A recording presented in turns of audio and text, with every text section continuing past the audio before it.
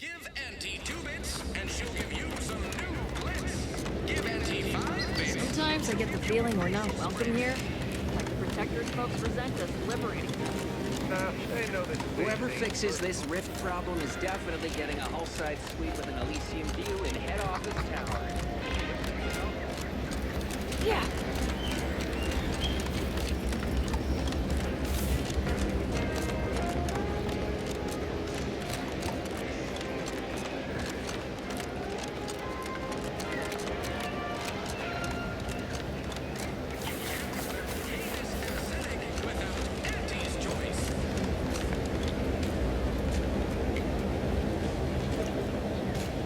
Ah, Inez. Have you come back for a tune-up? I've got just the injection for that. Freezes those pesky muscles right back into place. No, yeah, a tune-up sounds good. I got a device that might help stabilize what I got going on up on the shoulder. Ought to let me use my graft all the more often. Think you can install it? Oh, well, this device is unusual and rather ingenious, if I may say so. Hold still, dear. This should take but a moment. There. I dare say you won't be needing any tune-ups in the near future. But I do trust you'll find an excuse to come by for the occasional visit. Where did you find such a device, anyhow? What is it, dear? You look, well, a bit like you've been stung by a terror ray. I've got ointment for that too, you know.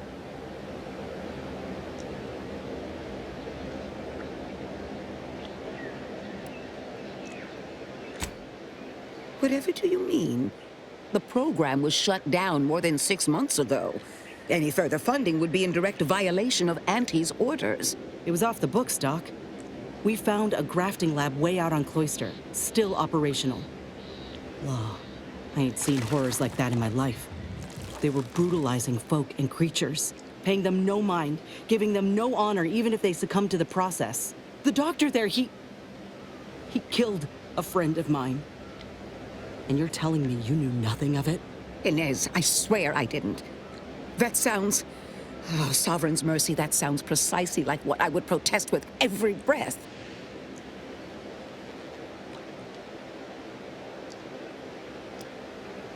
The creatures they were experimenting on broke out of their cages, killed most of the staff. But you know what's worse? Keeping a dead soldier's body on display. Like a thing. I found the doctor in charge, still alive, cowering. I killed him, and let his sick aims die along with him. There's no good that can come of his work. Nothing. But this ain't the extent of it, I fear. I need to find out who's responsible for all this. Oh, Inez, I know you do. But with the program officially shuttered, it would be awfully difficult to ascertain which individual has the pockets to fund such a... Wait. Yes, that does shed light on a correspondence I received recently.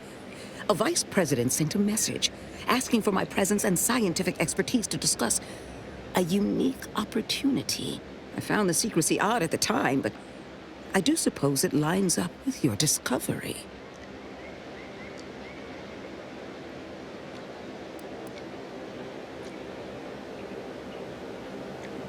His name is Willard Conan, VP of Experimental Operations. The very man who was in charge of the grafting program at its inception. He's... Oh, I know that look. If you mean to do something, I beg you. Doc, with all due respect, what I do with him when I get there is my own damn business.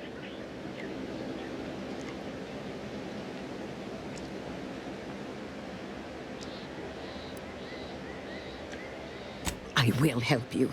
Vice President Conan's office is aboard the Undisputed Claim, the flagship of Auntie's Choice. I do not know where exactly, as I've never been, but it's my understanding that you will need to present this calling card to gain entry. Inez, all I ask is that you remain safe. A terrible wrong has been done, but do not throw your life away to right it. You might seek justice via other means. I can't promise anything, Doc, but I'll try. Thank you for everything.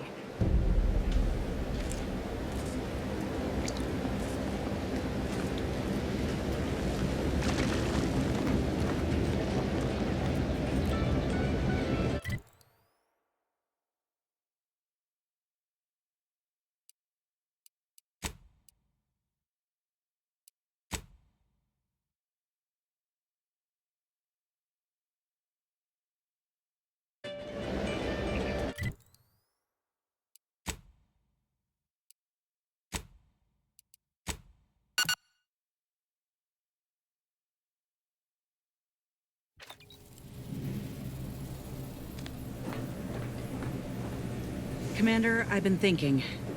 Can I bend your ear a moment? We got the intel we need, Commander. The undisputed claims our destination.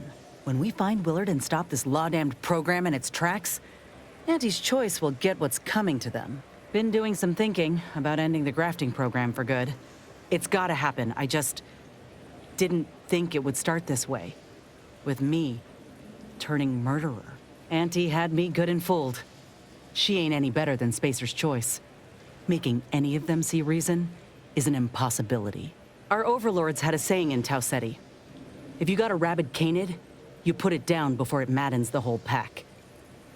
They used to say it about us workers, like we were the problem. It was terrifying. But now I reckon I see some sense in that saying. Retribution never came for the folk at the top back then, but it certainly can now.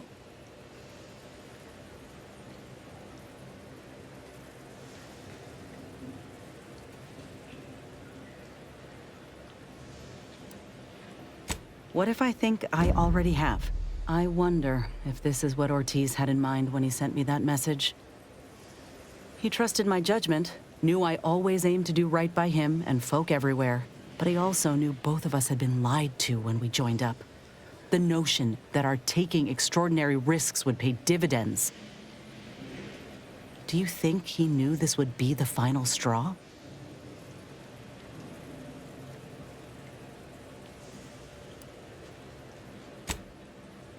Thanks, Commander. Maybe this is what folk mean by the architects setting things in motion. If I hadn't broken my contract, I wouldn't be here. Maybe proving myself was never the intention. Maybe this is what I was meant to do.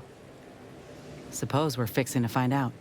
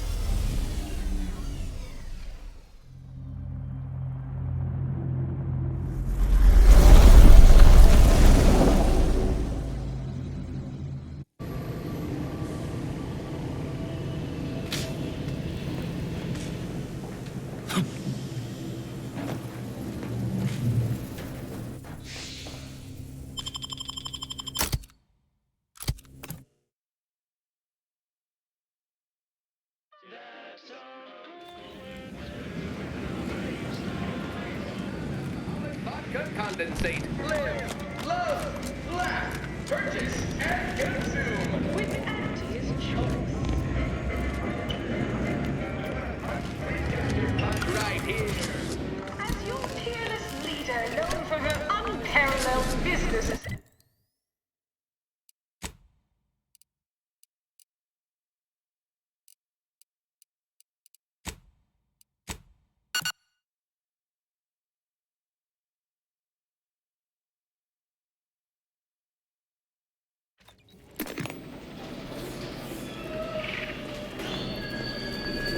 We took what nature heedlessly assembled and vastly rebettered it through artificial means. At Auntie's Choice, we strive to be 110% wholly plus artificial.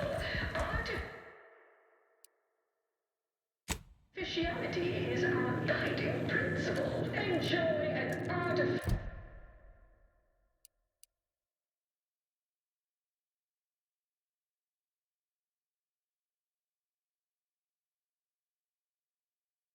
Artificially enhanced existence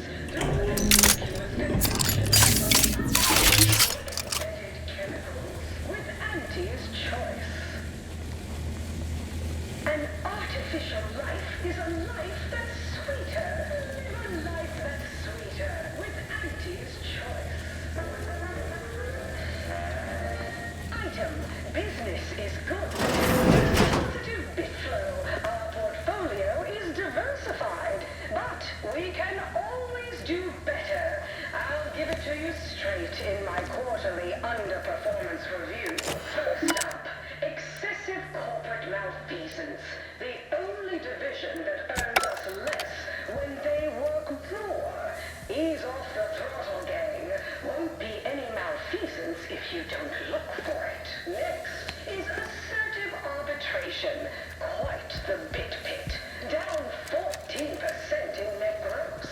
You're supposed to squeeze blood from... It's high time one of you scientist types responded to my calling cards. The position's been open for more than 2 days, and already productivity is tanked by 149.4%. You want the role, it's yours, but I'm not budging on those hourly rates. Let me guess. You're backfilling Rasmussen's position?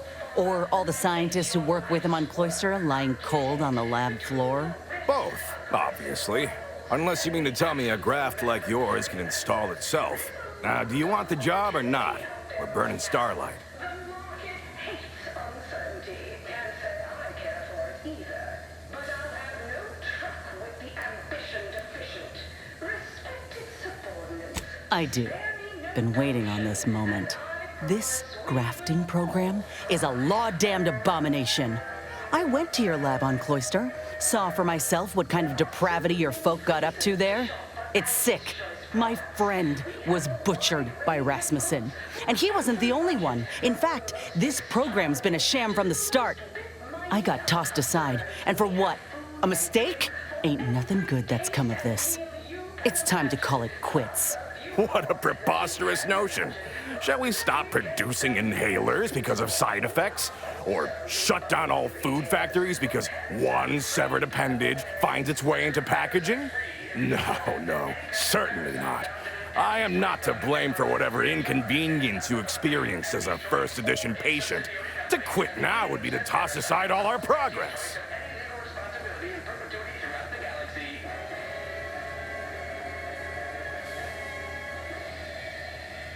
The story of Anti-Cleo versus the Moon Man is a ballad for our ages. Nonsense. I have myriad data at my disposal to dispute such a claim. Don't matter to me what your plans are, or what you think you might accomplish. You've hurt too many good folk, and I've had enough. I fear you've gotten too negative an impression of this work. Hear me out, will you? Allow me to assuage those fears. Just like our sponsored dodgeball team, the Anti-Cleo's darlings refused to do when things were down at the end of the sponsorship series against the Spacers Chosen. I'm Jean Turner-Tyler, sixth base person. Are you a fool? We cannot speak of sensitive business details here. There's no telling which opportunistic colleague or overpaid contractor could be listening in. Meet me in back deck steerage. Take this pass with the Tren. And for law's sake, make sure no hanger-on follows you. Especially that assistant of mine next door. Chin up, dear. I believe I'll change your mind yet. We'll see. Seen this song and dance from all manner of suits before. Reckon he'll try to reel us into a ridiculous scheme or bribe us with bits or booze or what have you. But this'll make it easier for us to intimidate the bastard into stepping down. Oh, I relish the notion. It's time for profit forecast time, starting with product development, the borscht loaf and butter of our entire operation. Thanks to our marketing wizard selling the sizzle of incremental product improvements, sales of new and improved stimulants and nutrition supplements are up 11% quarter over quarter. Not too shabby, but that's small change compared to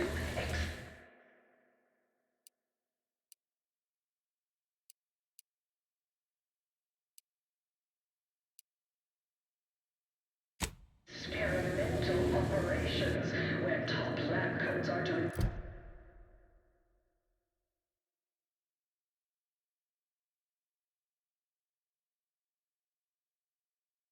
pioneering confidential work.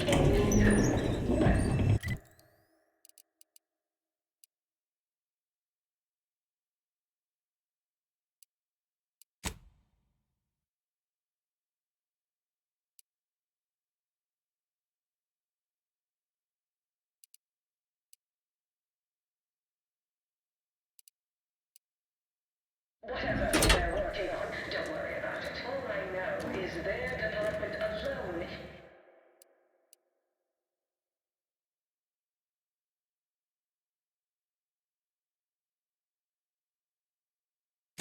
is responsible for a 28% increase in the entire corporation budget.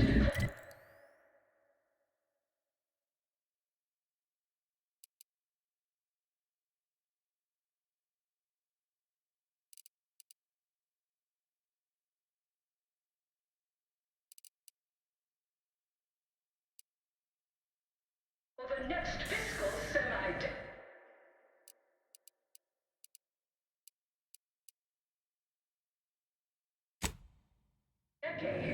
Credit where it's due.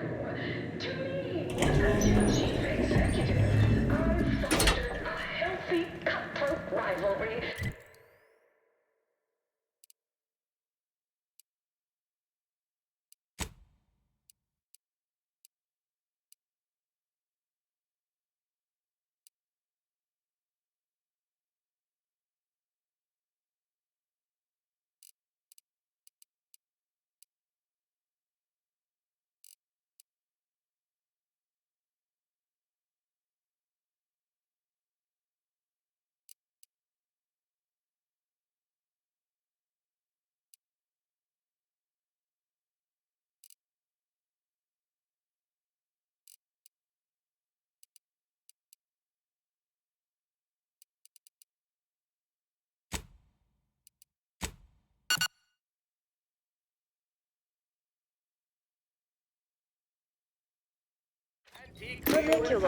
Trinicular.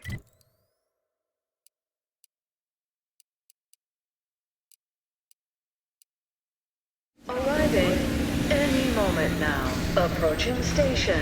Client intake.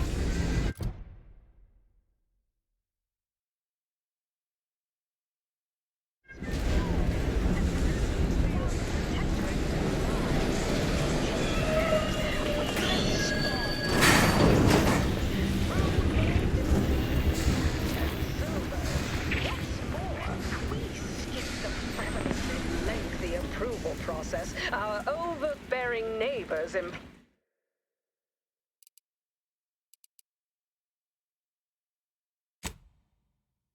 Why wait 20 years to bring. The story of Auntie Cleo versus the Moon Man is a ballad for our ages. A thing of legend, to be handed down for a modest fee to each successive generation. Spacer's Choice swollen-headed mascot represents the worst impulses of old corporations, who unfairly stacked the deck against the little person, as they tried with us at Tau Ceti. But did Auntie Cleo take Spacer's Choice devious shenanigans lying down? No! Just like our sponsored tossball team, the Auntie Cleo's Darlings refused to do when things were down at the end of the sponsorship series against the Spacers Chosen. I'm Jean Turfer Tyler, 6th base person for the Auntie Cleo's Darlings. I cleaved Spacers Chosen's goalie at the end of the 56th inning, then made a Sunday goal to win the game. Whenever I see that Moon Man's grinning face, I want to cleave it in twain. Auntie's Choice! Darlings! We won! Hostile takeover this! Right back at you! I'm Auntie Cleo, and I endorse this message.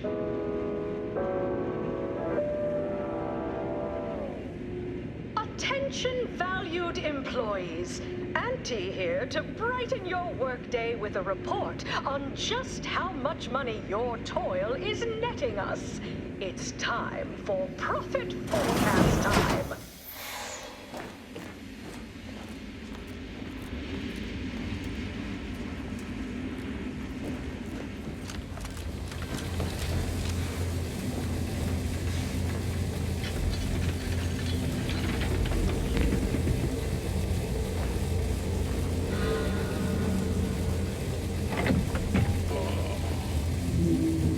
I done falled off the corporate ladder.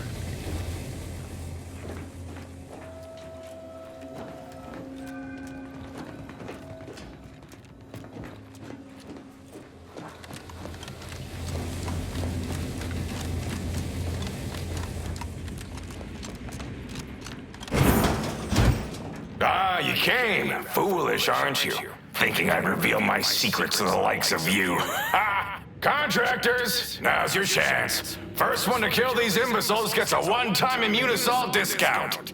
Alive, Commander. Hostile in proximity.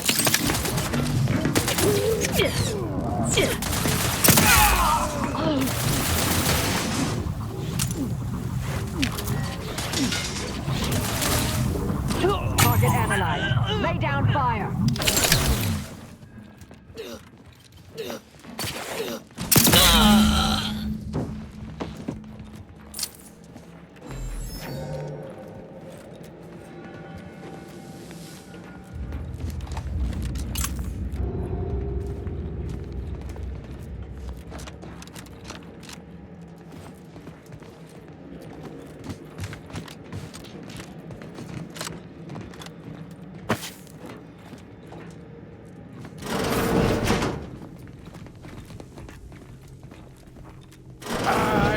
Come through, my good Biff.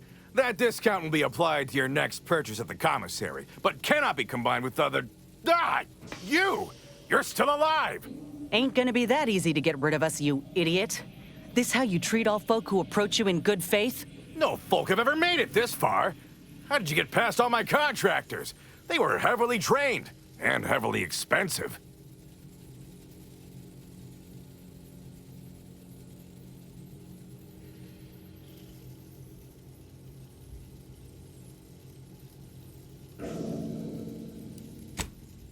This again? What is it with you? No! I've no incentive to shut down my life's work, especially at the demand of common thugs.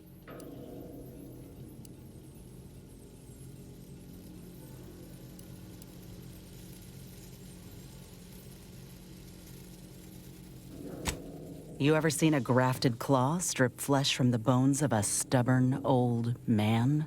No. Well, on the count of 3, you will. 1.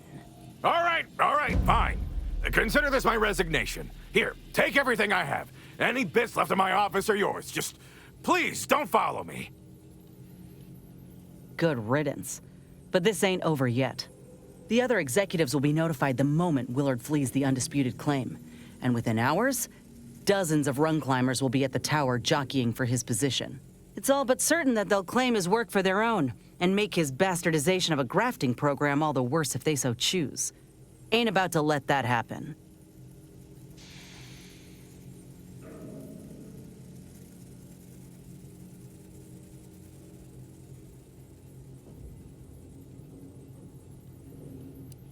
Ain't suggesting. I'm telling you that we can't stand by and do nothing.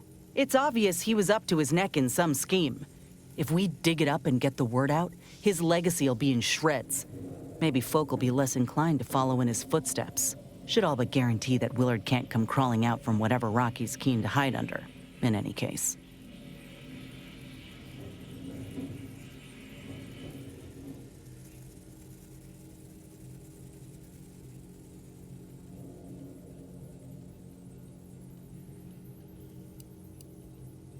All right.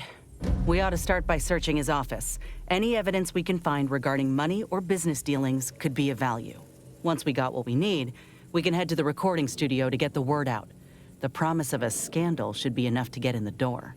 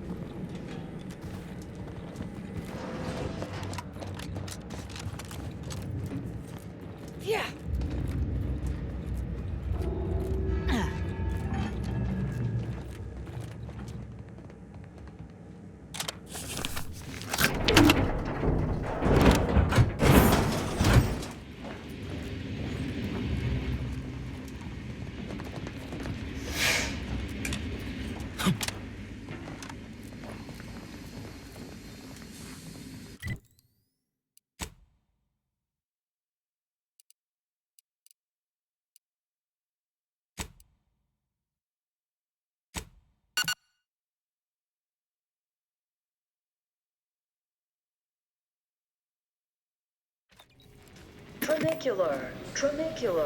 Arriving any moment now. Always Approaching remember. station.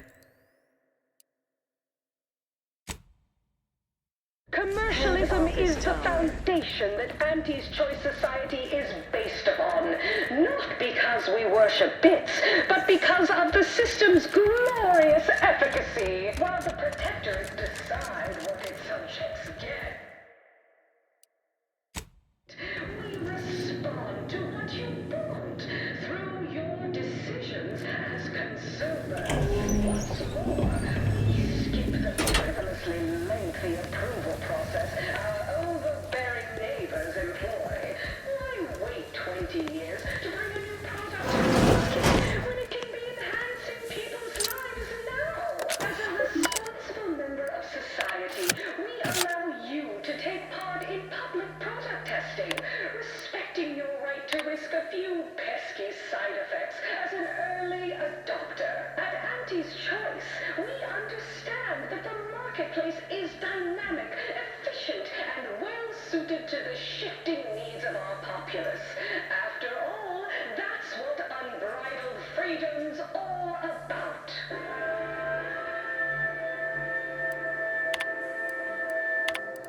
Live, love, laugh, purchase, and consume. With Auntie's Choice.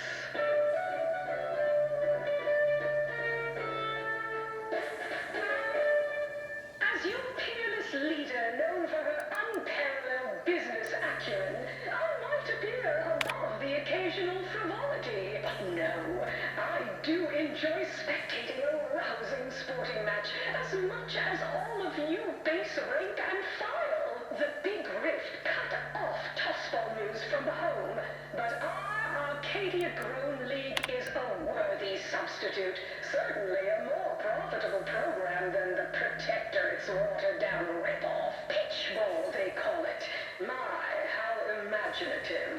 And don't get me started on their arbitrary rule changes. Bronzing is prohibited in the Tuesday and Thursday zones? Why even have the T-zones then?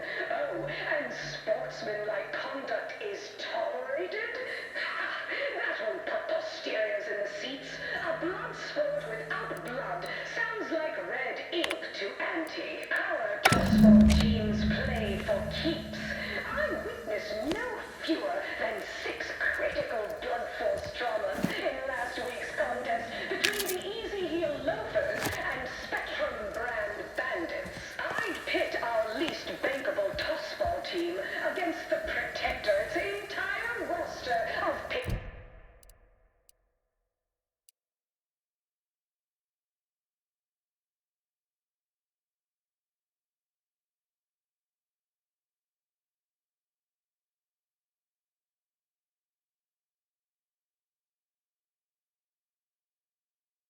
pitchball pushovers any day of the fiscal week.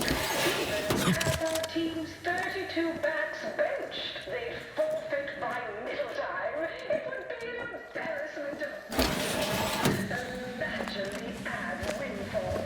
Our athletic assets would achieve full profit potential as human billboards. Of course, I also enjoy the simple pleasure of watching professional athletes bludgeon each other. Such a relatable interest. See, subordinates, I'm just like you. Until next time, look for me in the Platinum Executive Skybox above the line of scrimmage.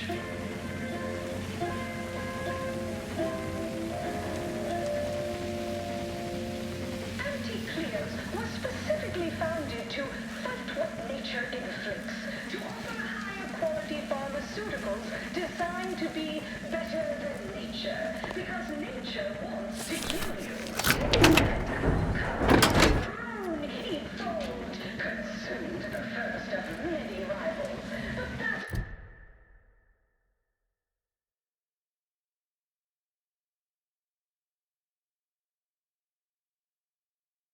original goal remains whatever goals. Strive to spread unfettered free trade and self-government throughout the galaxy, but we do so knowing you persist, well fortified by our products. So strive, thrive.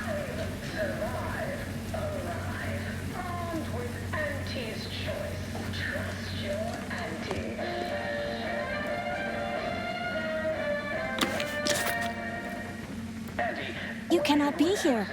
My contract stipulates that this lab door remains locked at all times. I am not to be disturbed. That's funny, considering the heaps of times I've been called such. I'm here to tell you that your treacherous fiend of a boss is now out of commission, and I'm investigating all of his indiscretions.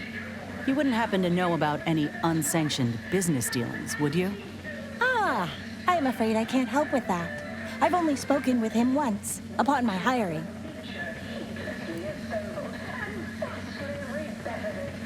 Well, yes, but not here or face to face.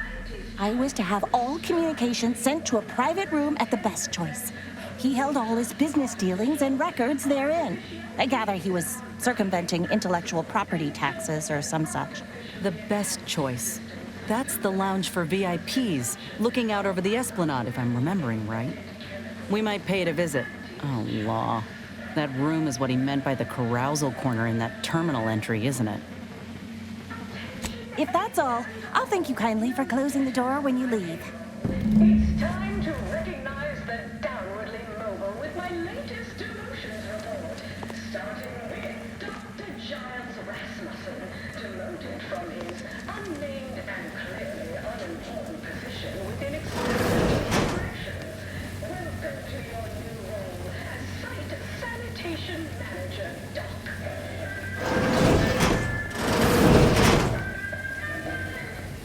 Next, we have Reginald Oswald in proprietary insight acquisition, demoted for playing confident.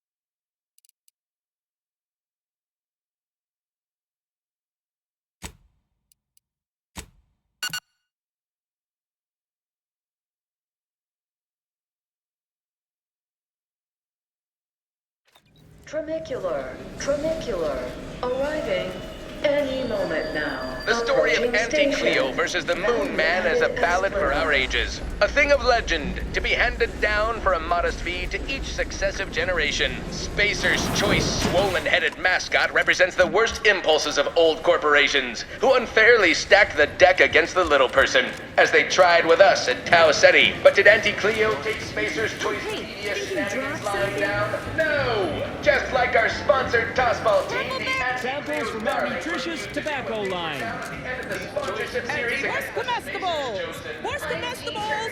We're literally giving them away. Anti-Cleo's darlings. I cleaved Spacer's Chosen's goalie at the end of the 56th inning, then made a Sunday goal to win the game. Whenever I see that Moon Man's grinning face, I want to cleave it in twain. Auntie's Choice! Darlings! We won! Hostile takeover this! Right back at you! I'm Anti-Cleo, and I endorse this message.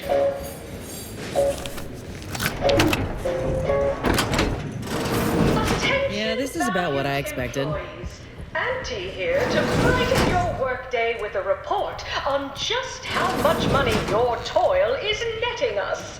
It's time for profit forecast time, starting with product development, the borscht loaf and butter of our entire operation. Thanks to our marketing wizards selling the sizzle of incremental product improvements, sales of new and improved stimulants and nutrition supplements are up 11% quarter over quarter. Not too shabby, but that's small change compared to experimental operations, where top lab coats are doing pioneering confidential work in, well, whatever they're working on. Don't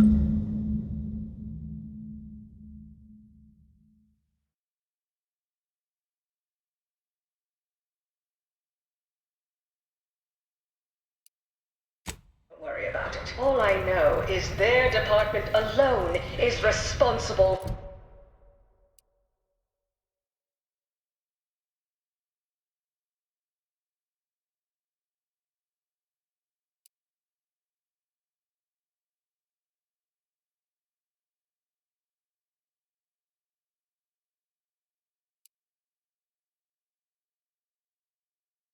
28% increase in our entire operational budget for the next fiscal semi-decade. Credit where it's due. To me, as your chief executive, I've fostered a healthy, cutthroat rivalry between our top divisions. Jealousy, hard feelings,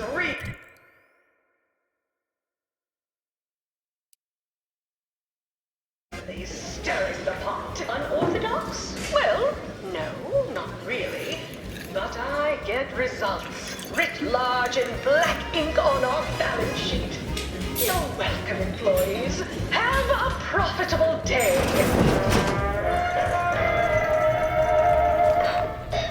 Item, business is good. We have positive bit flow. Our portfolio is diversified. But we can always do better. I'll give it to you straight in my quarterly underperformance review. First up, excessive corporate malfeasance. The only division that earns us less when they work more. Ease off the throttle, gang. Won't be any malfeasance if you don't look for it. Next is assertive arbitration. Quite the bit pit. Down 14% in net gross. You're supposed to squeeze blood from every contract, not put us in the red. Learn to negotiate. Xenobiological exploitation's output is down 18%. I'm not paying professional hunters to run a petting zoo. Acquire...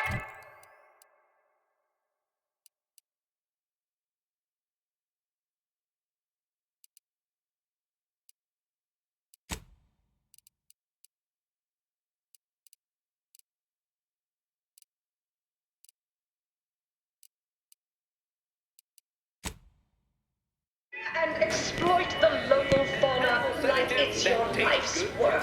I get it. Between the rifts, aggressive rivals, and the action Yes, I understand I may look in charge, but I'm just minding the desk for our esteemed director, the real talent, as they say.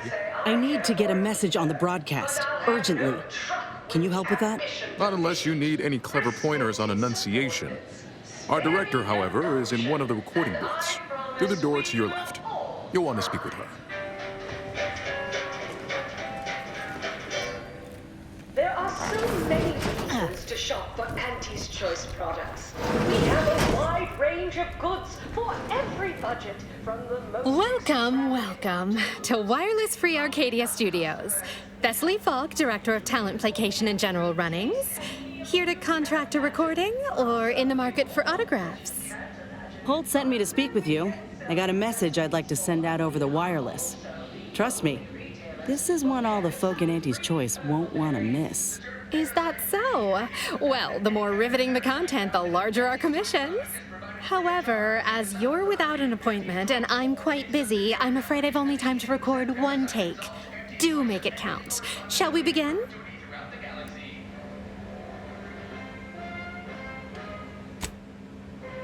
The segment will be worth the wait, I swear. Yes. Take your time warming up those vocal cords. Few drops of artificial honey does wonders, I'm told.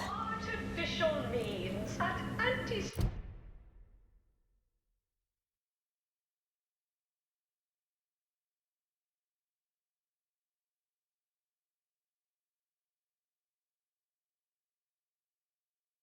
Choice, we strive to be 110% wholly plus artificial.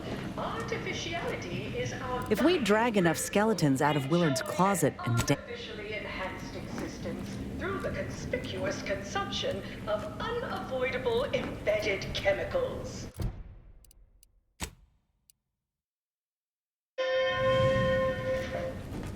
An artificial life is a life that's sweeter. Live a life that's sweeter with Auntie's Choice.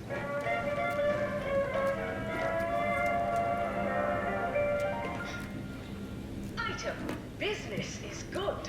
We have positive bit flow. Our portfolio is diversified. But we can always do better. I'll give it to you straight in my quarterly underperformance review. First up, excessive... No autographs, I'm afraid. Sorry, no autographs. Only division that earns us less when they work more. Ease off the throttle, gang. Won't be any malfeasance if you don't look for it. Next is assertive arbitration. Quite the bit pit. Down 14% in net gross. You're supposed to squeeze blood from every contract, not put us in the red. Learn to negotiate. Xenobiological exploitation's output is down 18%.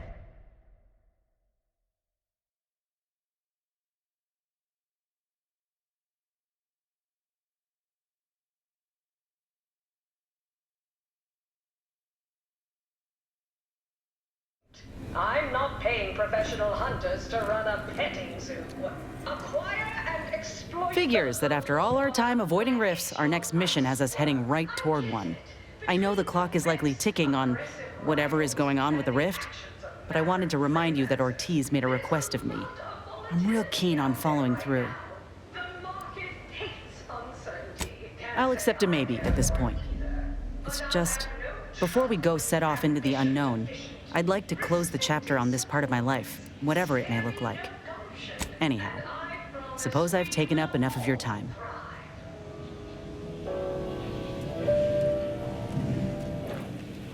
There are so many reasons to shop for Auntie's Choice products. We have a wide range of goods for every budget, from the most extravagant to the most bit-minded of customers. We have food and drink for every meal you can imagine, plus a... You've returned. Well, still want to record your little message? Ain't no use dawdling, Commander. I'm ready. Glad we're in agreement. I'm here to expose the truth about a prominent vice president. His business dealings are not what they seem. That's quite the bold claim. Now remember to speak into the mic, dear. Enunciate clearly, but with feeling. Inhabit the words. Be the message. Joining us today in the studio is a very special guest and rare specimen indeed, a grafted soldier. And one who alleges that one of Auntie's own vice presidents is not who he seems. Take it away. Inez Silong speaking. I got intel on an illegal program led by Vice President of Experimental Operations, Willard Conan. Folk aplenty suffered because of it. Some say there cannot be success without suffering. It's more or less standard operating procedure, isn't it? Unless you're leaving out any gory details.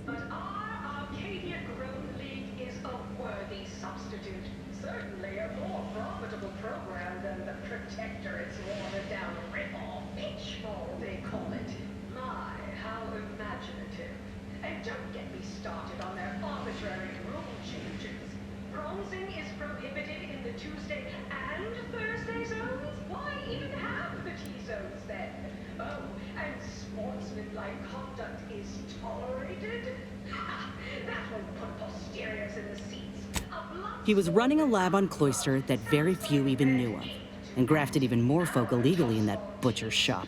But if that ain't incriminating enough for you, Willard had himself some money problems, which ain't too distant from a grave sin far as Auntie's concerned. Ah, now we're getting somewhere. Tell me, did he squander all his bits on drink? Bet it all on a tarmac and cheese rebranding? Or worse? Thoroughly recount every lurid detail?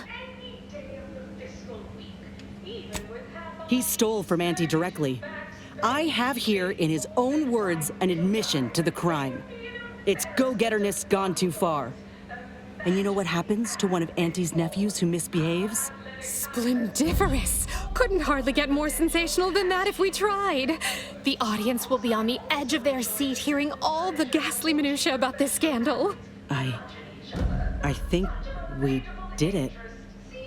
Won't know for sure until the broadcast airs, of course, but I reckon I might finally be able to put this to rest. For Ortiz. For everyone. Thank you, Commander. Oh, Inez, almost forgot.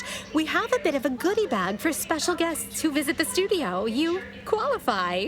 Do collect it from the front desk on your way out. Designed to be better than nature, because nature wants to kill you. Since then, our company has grown.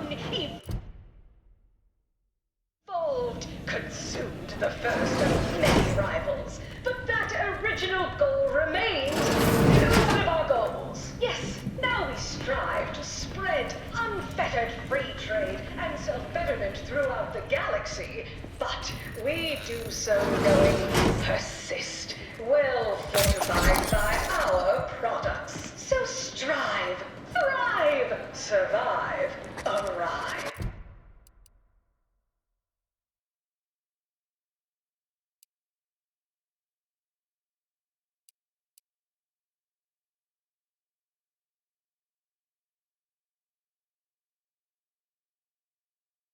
Armed with Auntie's choice. Trust your Auntie.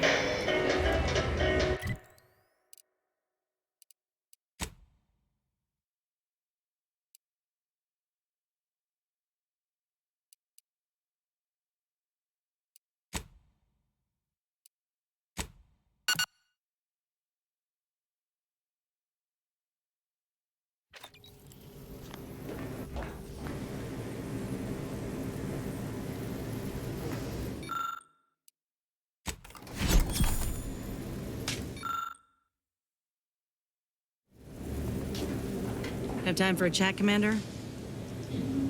Commander, you hear my interview over the wireless too? They've been playing it every hour. Part of it, anyway. Seems all the evidence we brought Thessaly made an impression. Other VPs are fearing for their jobs now. Can you imagine? Reckon nobody will touch Willard's work now.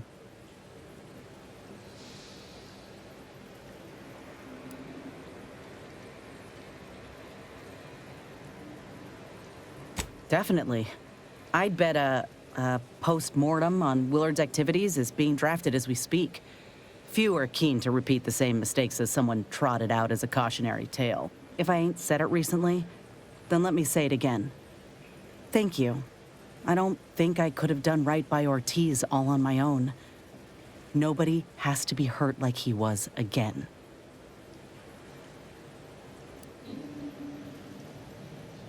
Come on. You've done enough for me already. And any help from a friend is invaluable. You know, it's hard to fathom that just months ago I spent so much law-damn time begging to be accepted. Like I was worth only what other folk thought of me. I was so lost. I really believed when I ended my contract that a better life was possible. I know the truth about Auntie's choice now. And I know who I am. So yeah. A better life is possible, just not at someone else's mercy. I ain't gonna let myself or anyone else be led into the same trap they set for us, ever again.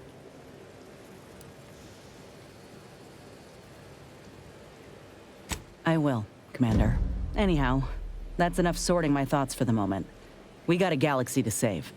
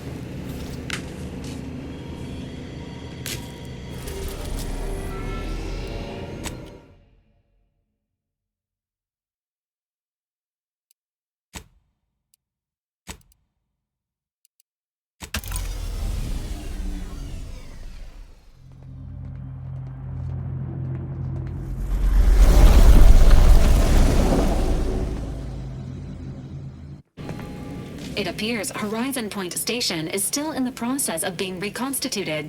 The rift itself is also more unstable than ever.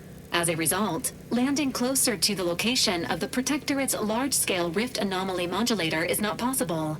In order to modify it with the rift data you processed in the archive, you will need to travel to its location on foot and seize it from Protectorate control.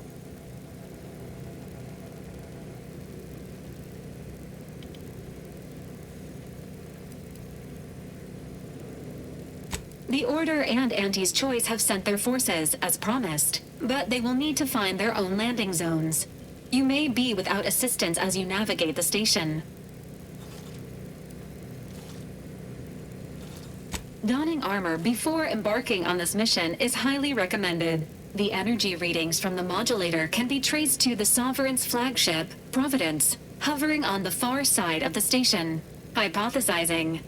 Given Protectorate hierarchy and the recent announcement about the Sovereign's mental refreshment, this is likely the Consul's doing. He will need to be stopped. And I know just how to stop him.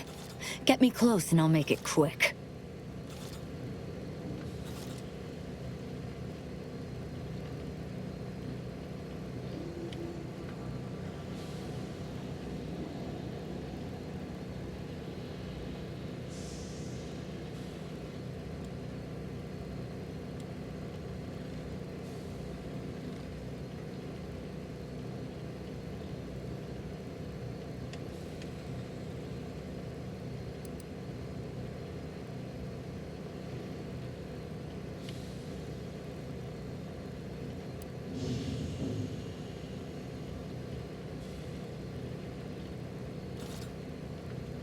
Intimidation is not required.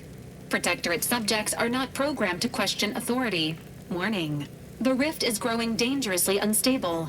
Using the rift modulator on board the Providence is the only way to prevent certain destruction of the colony. I can foresee a few likely instances where you could use my skills and experience, including snapping DeVries' neck in a picosecond if she steps out of line. Once the modulator is secured, it may be used to close the rift and save Arcadia and all those in its orbit.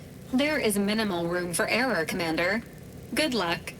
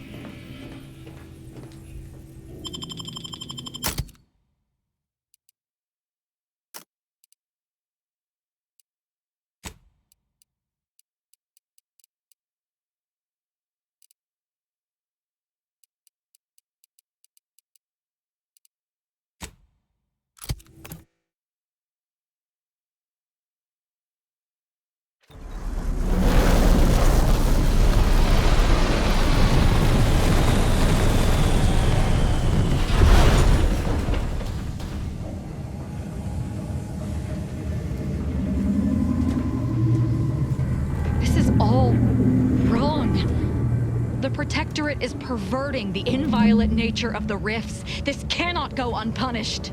That's the Sovereign's ship, all right. The Consul must be close.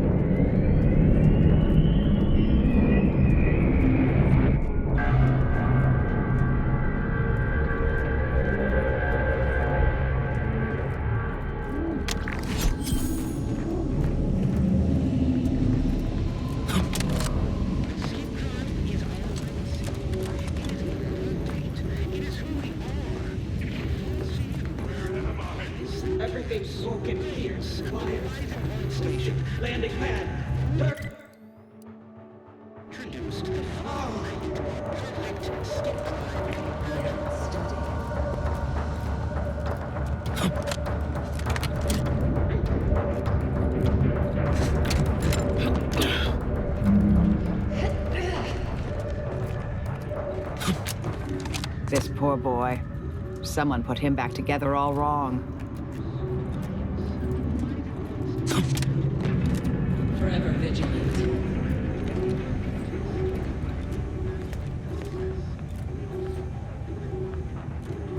State your business. Back to it.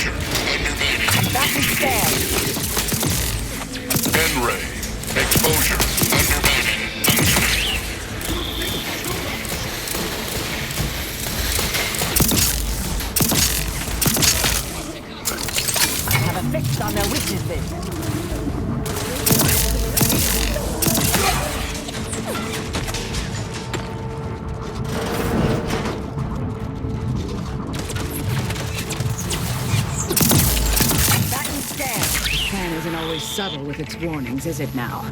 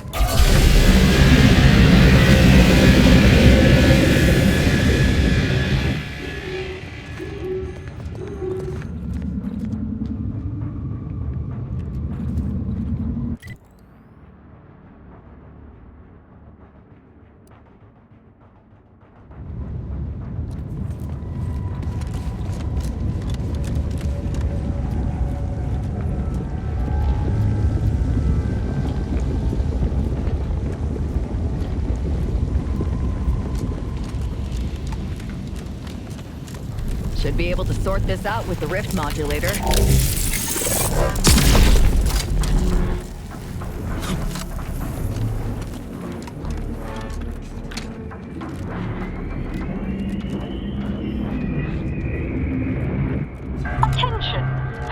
your Ante calling. Per our agreement, Ante's choice support ships, including the fine print, the contingency plan, and the upper hand, are headed your way. Order forces are on a similar trajectory. And here I was sure neither would show.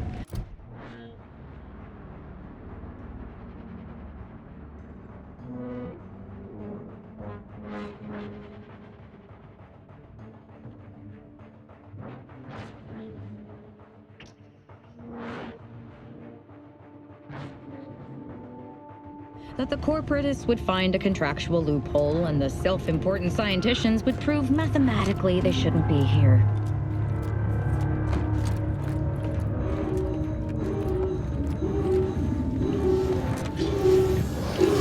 You still possess that shield modulator, yes?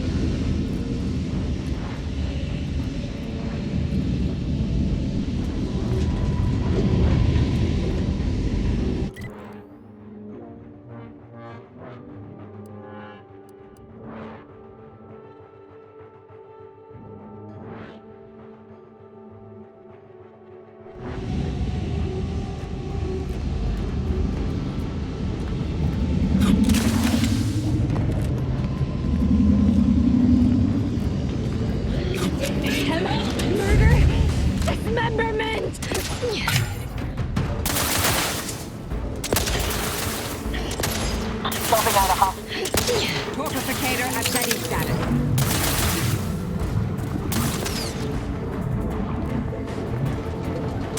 Target analyzed.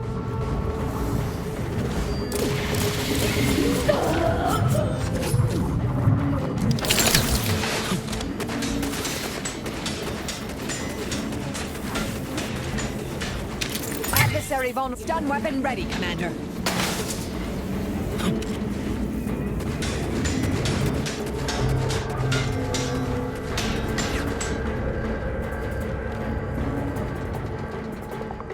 Have a fix on their weaknesses.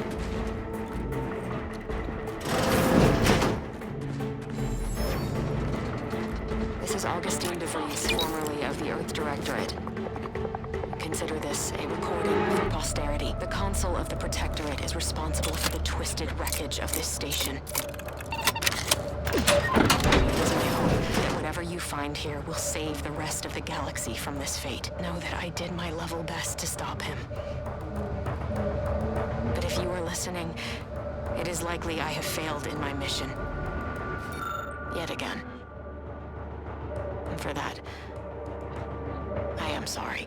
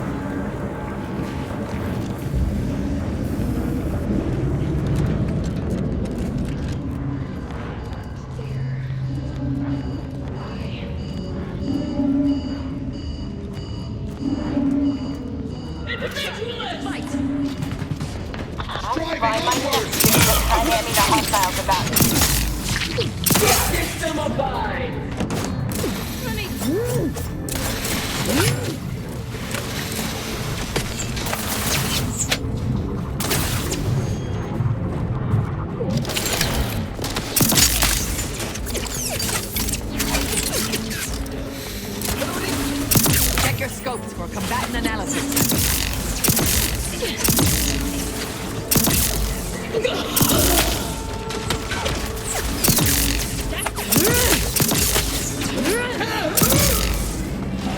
I have a fix on their weakness.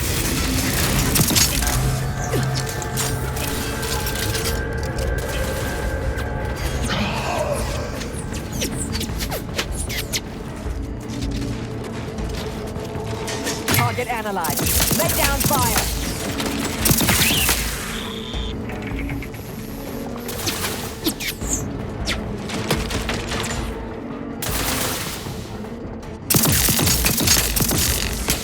Back recharge grenade.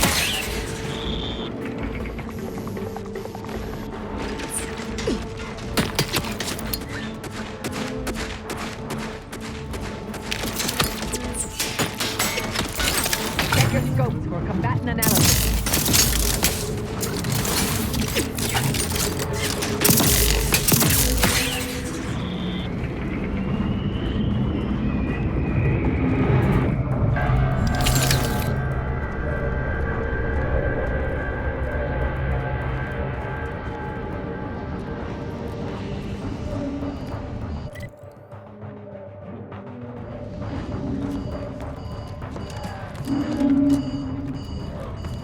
Medics and pharmaceutical provisions incoming. And we're right behind them with a delivery of Auntie's Choice finest supplies. Soon you'll say, that is better than nature.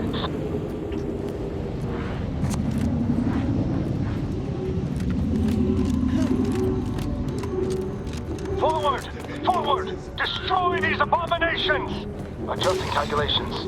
Hold fire on our allies. Blood shall be wrist weapon primed!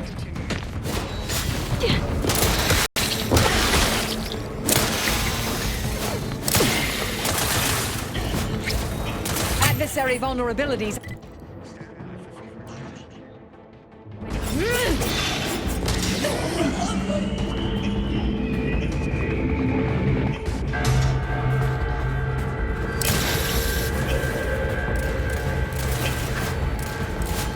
Back with...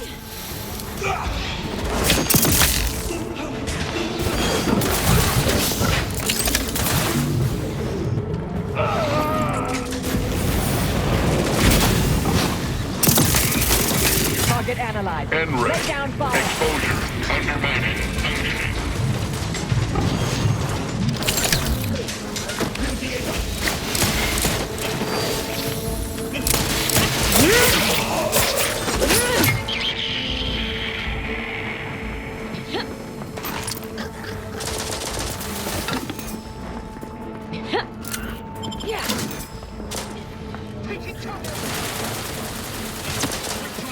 Adversary vulnerability. Ready to spread the truth!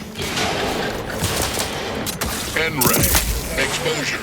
Undermining. Functioning. You can't find attachment.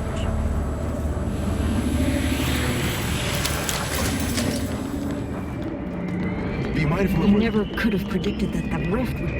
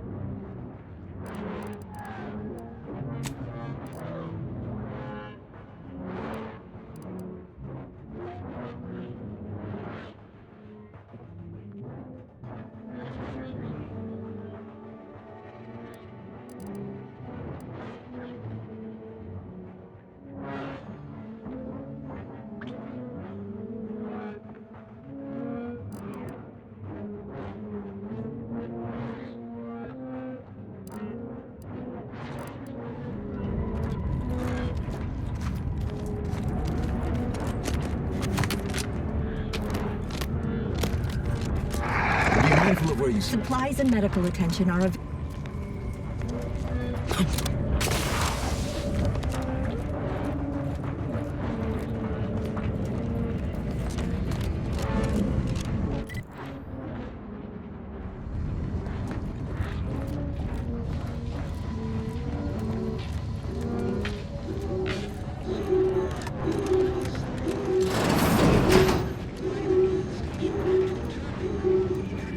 Why did you make me do this? Why? Commander, one of them speaking coherently. Not sure if that's good or bad.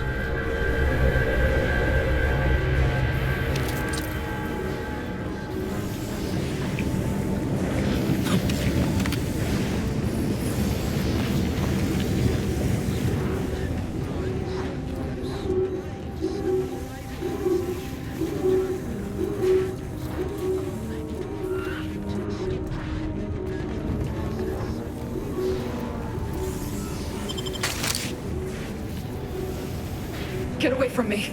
See them? They were my teammates and they didn't listen neither. You'll end up just the same. Agent Pascal, calm yourself. You are not in your right mind.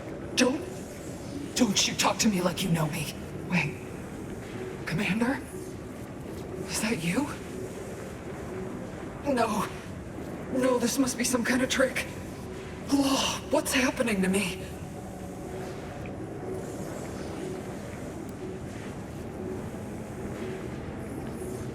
So it is you. Thank Law. I don't understand what happened, Commander. Something was wrong with Sandoval and Jepson. They glowed like they were aflame. They ran in, jumped at me, clawed at me. Law, I had to kill them. And they weren't too dissimilar from the troopers we encountered outside. This is concerning. I don't understand what's happening.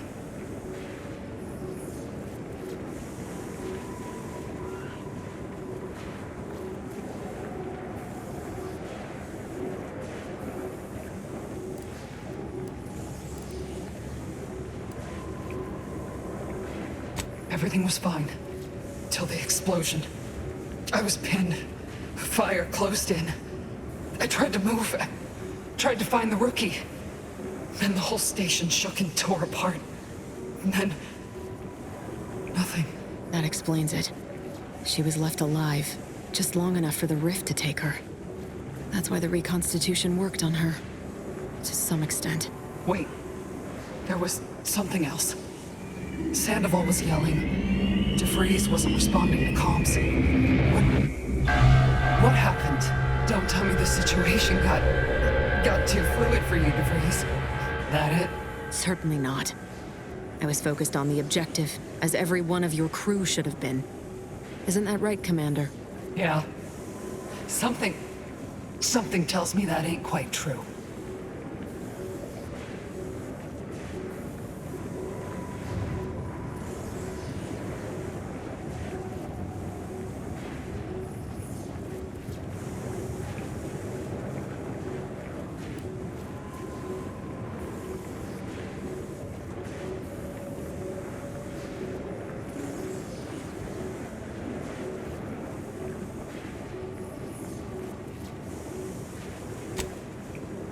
Rift. That's right. We were here to investigate rifts. So why is there one in the sky? Why is everything destroyed? What's happening to me? And Sandoval? Jepson? The Protectorate are attempting to reconstitute the station to how it was moments before destruction. That includes you. But it's failing. I'm sorry. So I've come back from death to some warped version of life? All because of some twisted experiment? Is that about right? You can help me though. Right, Commander? You can do something to fix this.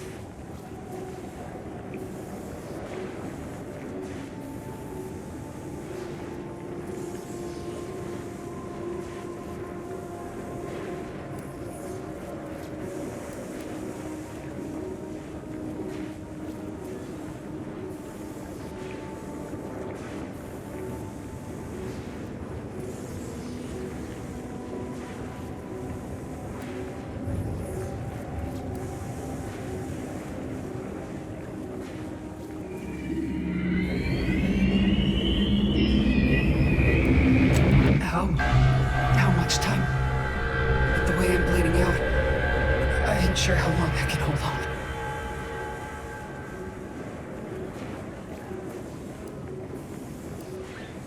Then go bring the fight to those bastards. I'll do my best to hold on. Pascal? Helen? I can stay with you for a moment, if you'd like. Might help with the wait for the commander. Yeah, all right. Maybe you can patch me up some if things take a turn. Hurry back, huh? I'll keep the porch light on.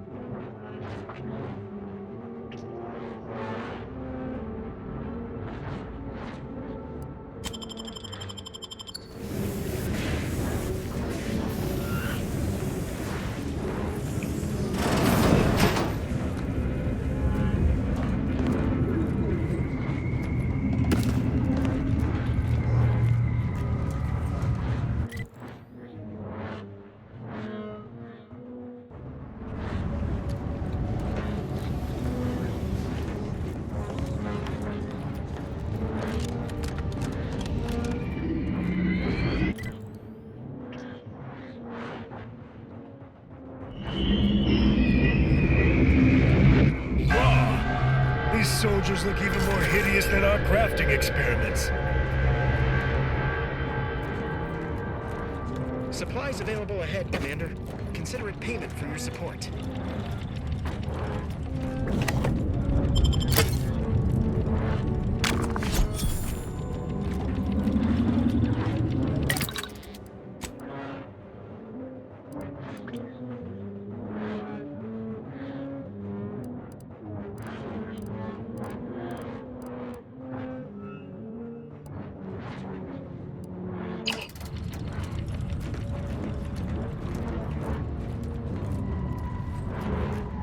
You with Auntie? Hold clear. We brought supplies. You We're may here to approach, help. Commander. We've got supplies at the ready.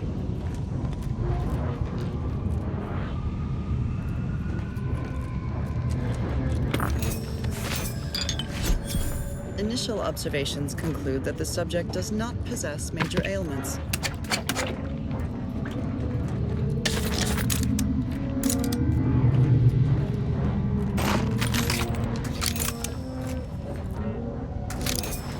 Whoa. Tell me, do you feel as terrible as you look?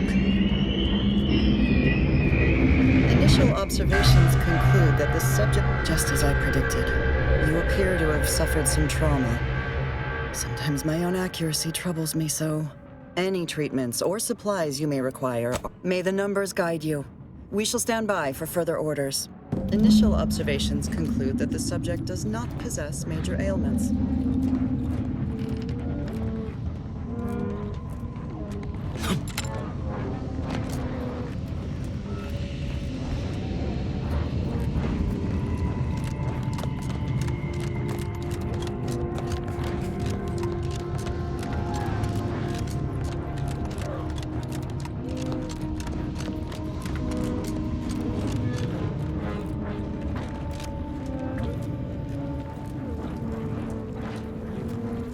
Incoming Protectorate. Looks like they're heading to the Skip Labs. Wonder why.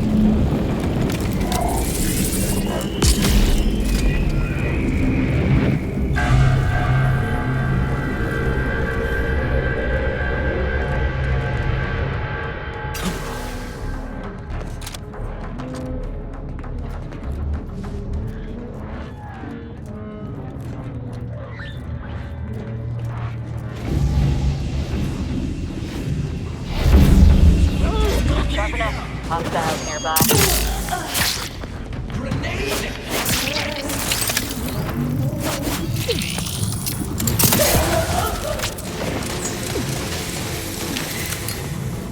I have a fix on their weaknesses.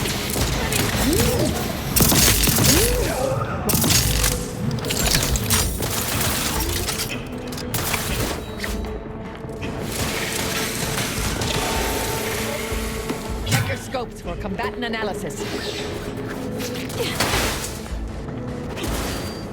Dummy.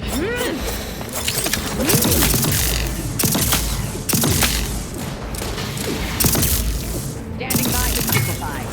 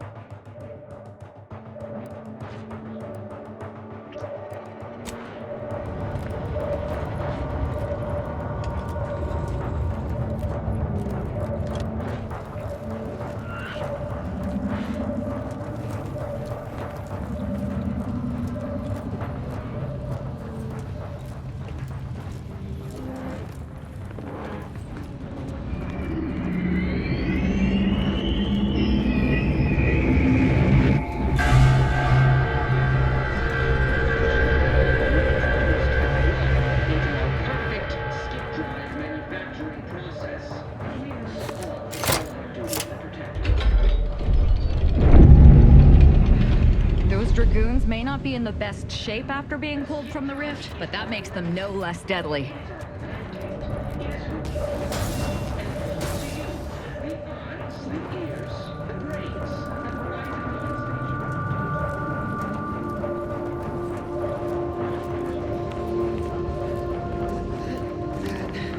Bridge got built fast. Combatant observed. Silence! I have a fix on their weaknesses.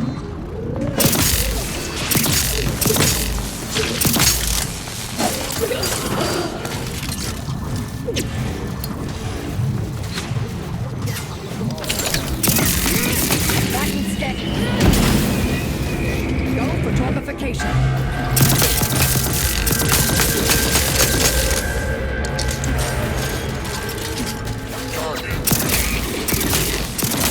N-ray. Exposure. N-ray.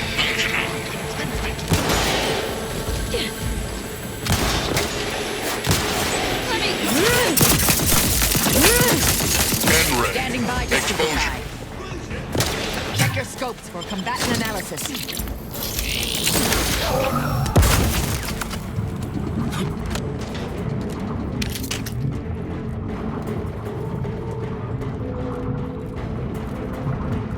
Adversary vulnerabilities identified.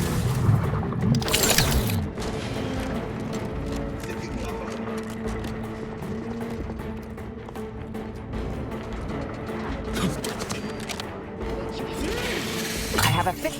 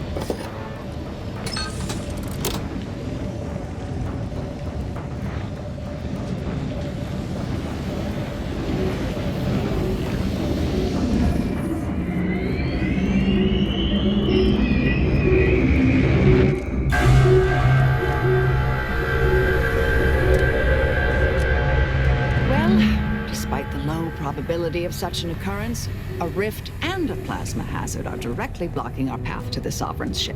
We'd better look around, see if we can find anything to help us out.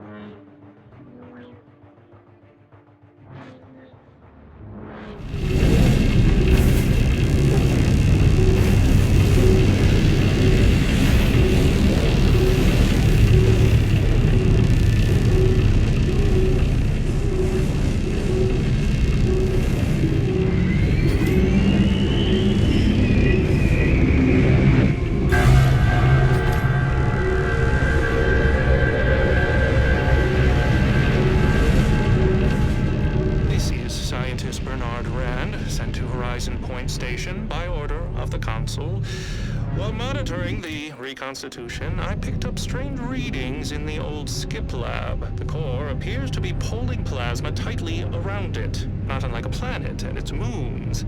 Fascinating, though it thwarts my attempts to gather more data. Fortuitously, in searching the remains of the lab, I found an equation that could manipulate the core just enough to clear the chamber. And my way to professional acclaim. Let this be a record of Protectorate ingenuity.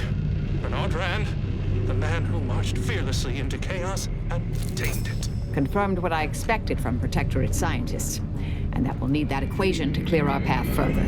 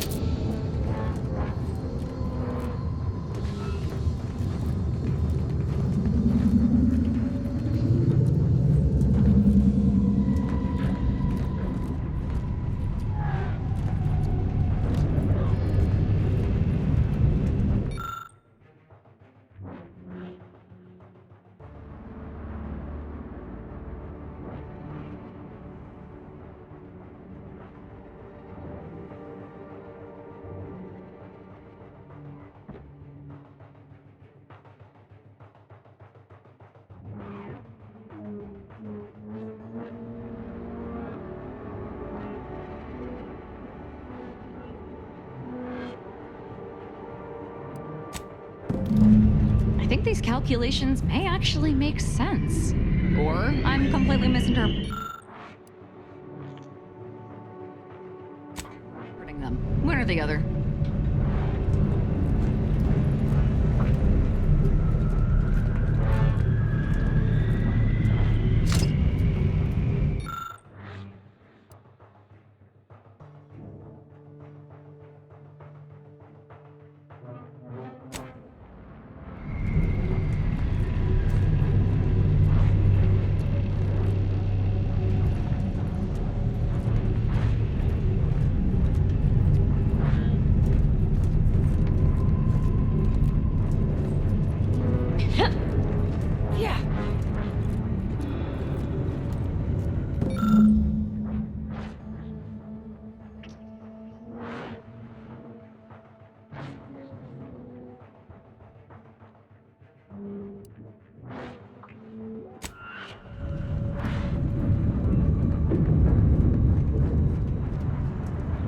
Did you see this?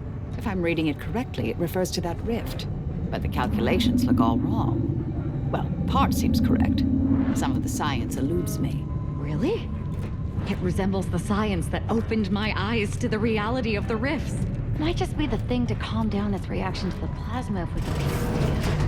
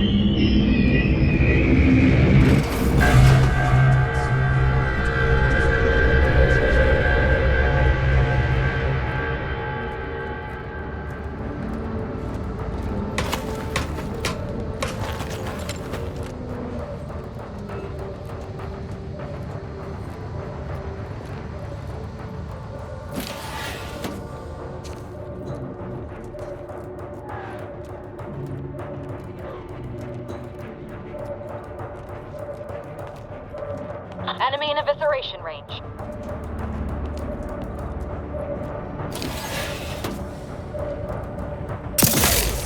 Homicide always cheers me up.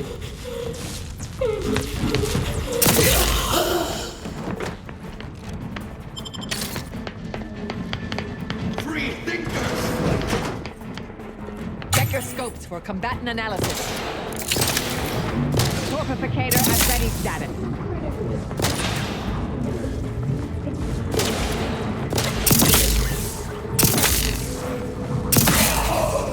Adversary vulnerabilities identified.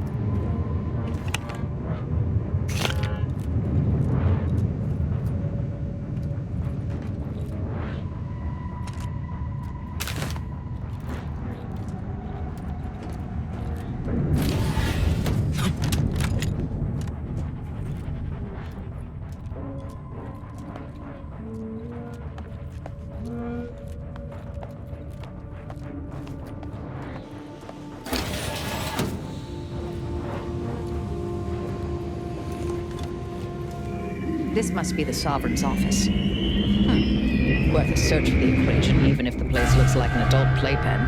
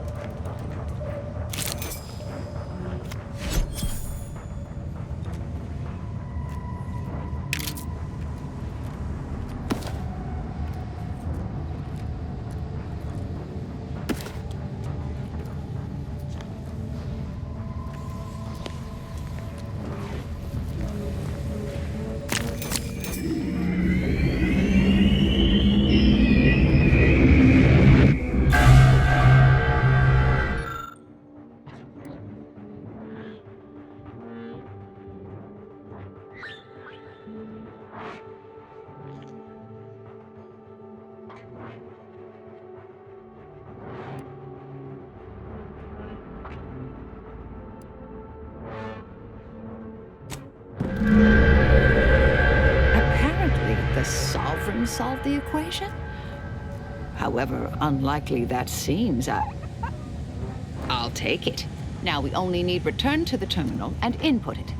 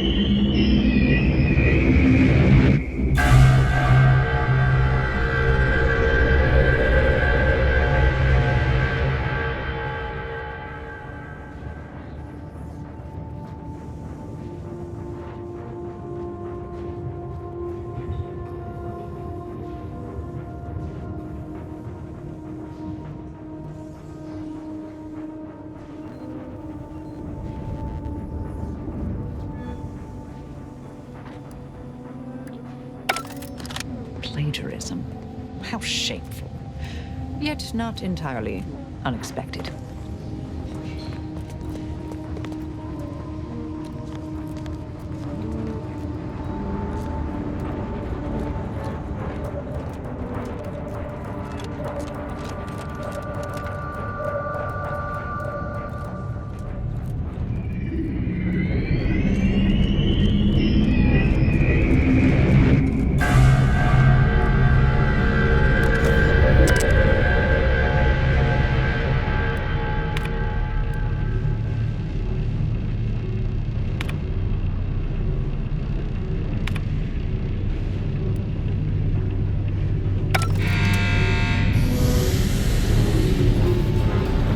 Splendid. Rift secure.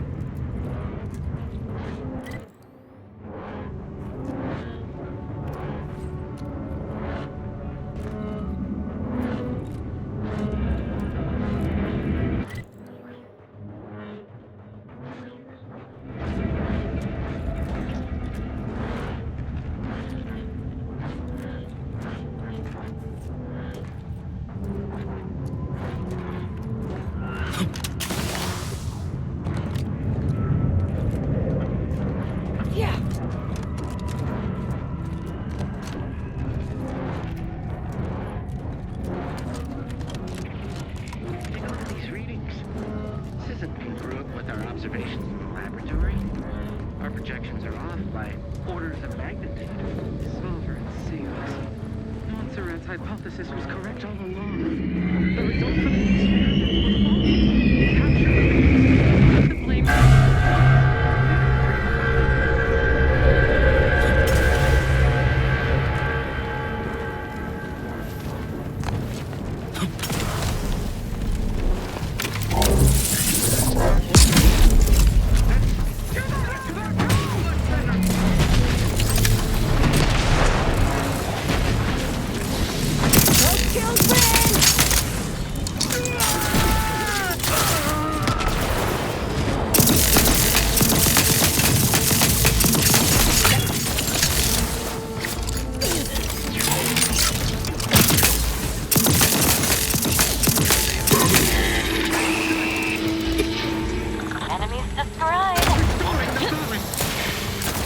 Adversary vulnerabilities identified. Breaking for cover!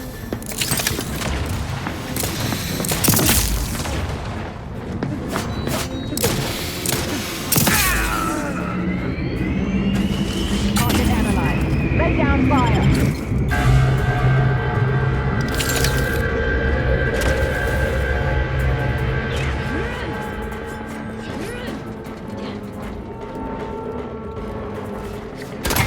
On their weaknesses.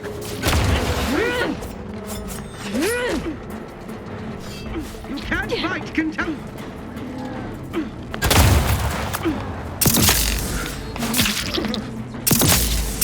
Back and scan. Now that the rover's ours, we should make haste to get to the Providence. We have business with that rift.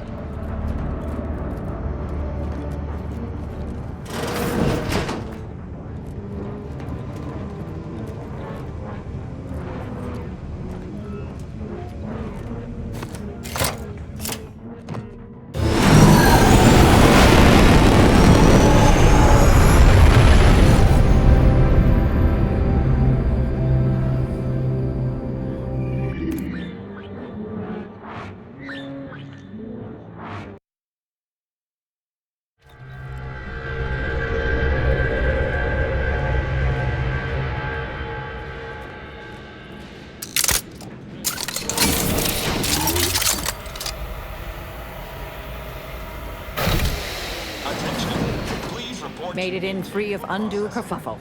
Now to unseal that hangar.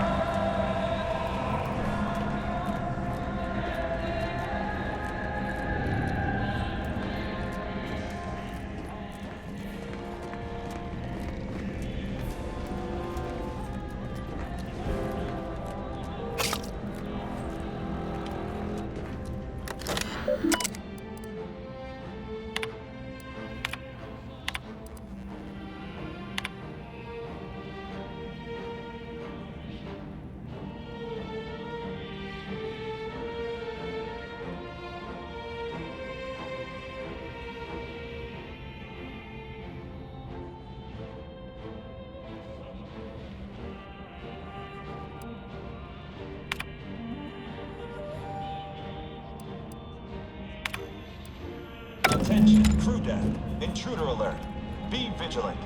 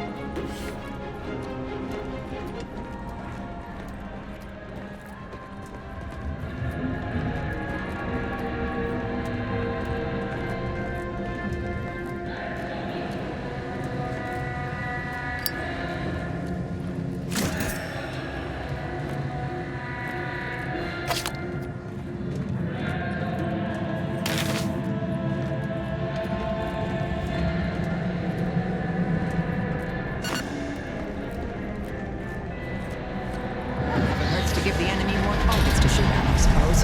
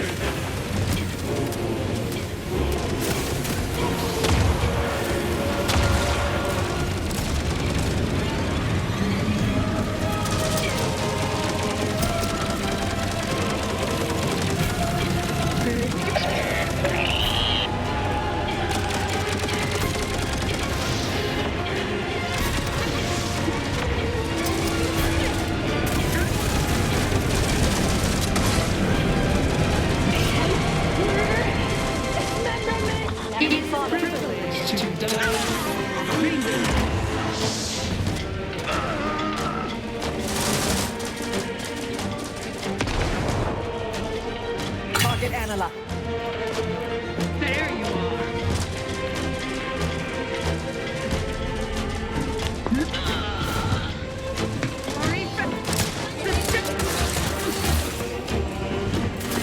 Adversary vulnerabilities identified.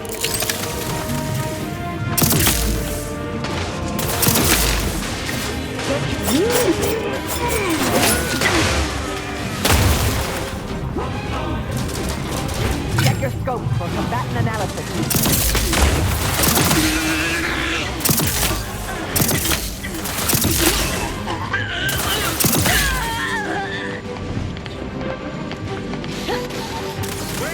Have a fix on their weaknesses.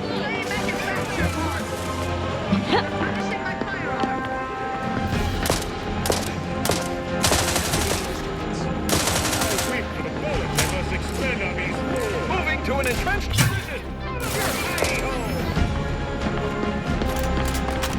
Now that you have finished showing extreme prejudice to our enemies, come, let us coordinate.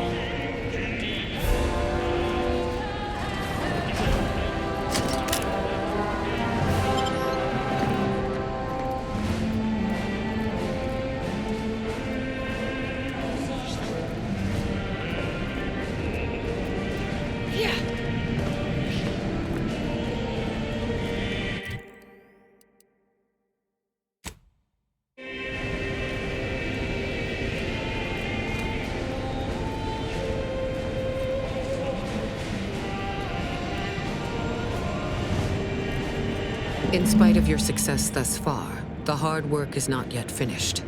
You still need to seize the Rift Modulator and end the console's machinations, by force if necessary. Both the modulator and the conductor of this ill-conceived plot are on the decks above us. However, there are security protocols you will need to bypass in order to access them.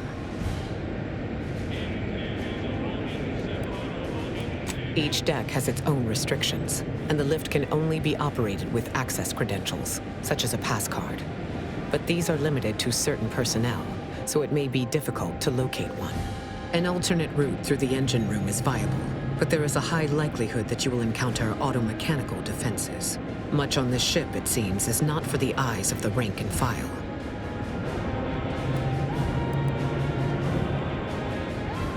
Indeed. I will hold position on this level to ensure you are not flanked by enemy reinforcements. Look for me once you have reached the uppermost level. We will regroup there.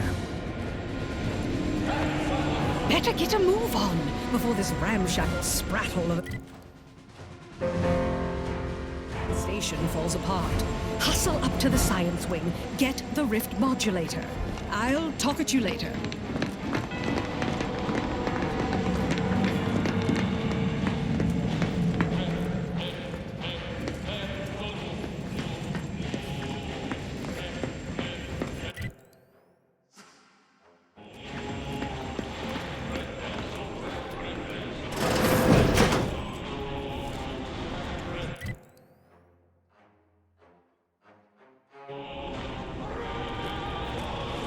Threat detected.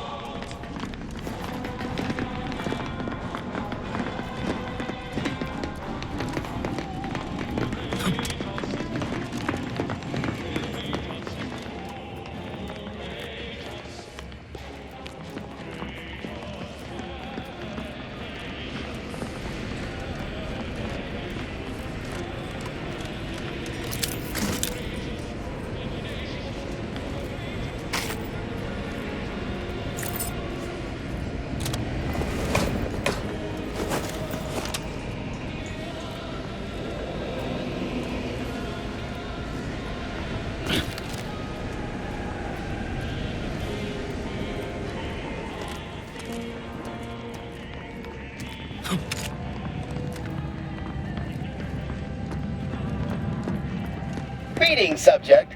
Please note that any attempts to haggle will result in an automated reprimand. Please make a request. Displaying inventory.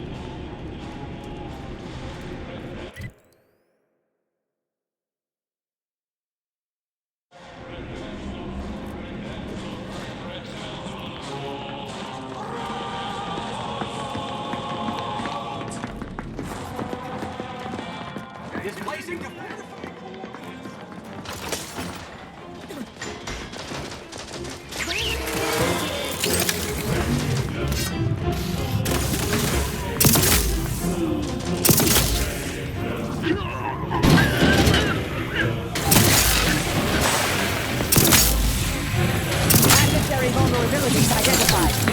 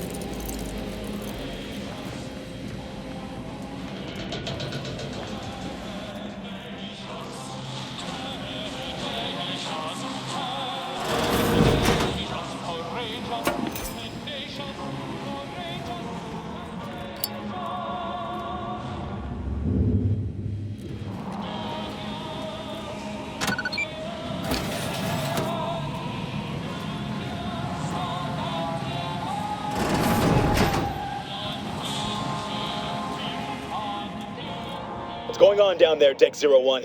I saw an intruder alert. Acknowledged. This intercom is to be used for emergencies only. Misuse of this intercom will result in prompt arrest and correction of the perpetrator. Now, how can I assist you, Deck 01?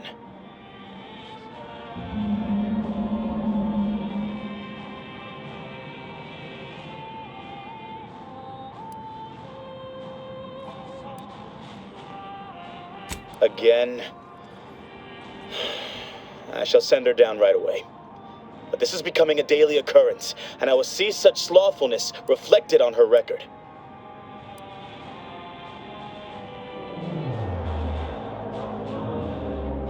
Exactly right. Think I enjoy sitting here, fielding inane requests day after day? But I remind you that gossip is strictly prohibited over this channel. Over and out.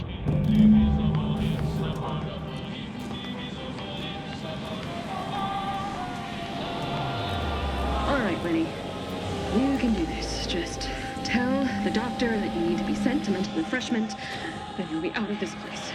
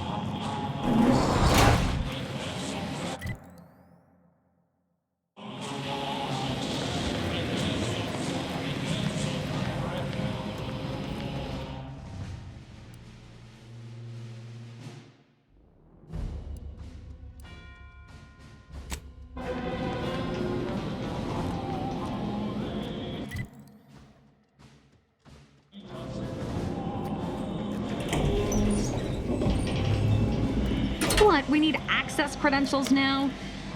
Enough of this. Let's just start killing. Far simpler. Now to find the rift modulator. I estimate there's a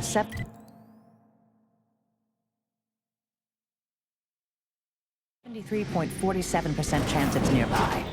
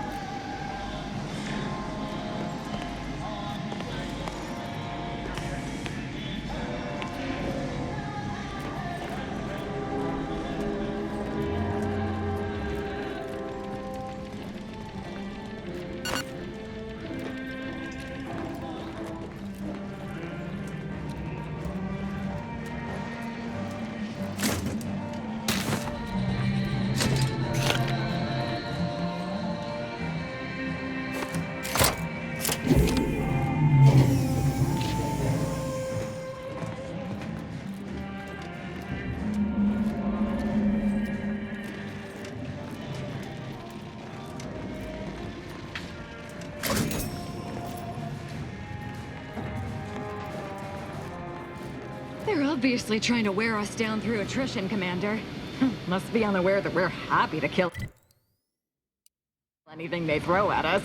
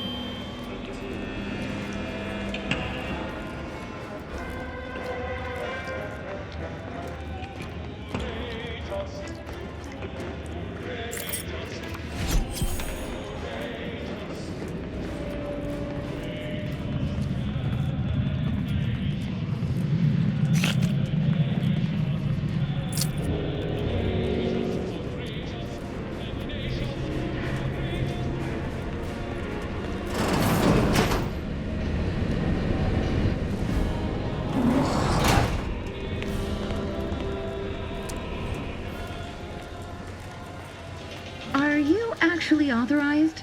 Come here a moment. Unfriendly company. Take what...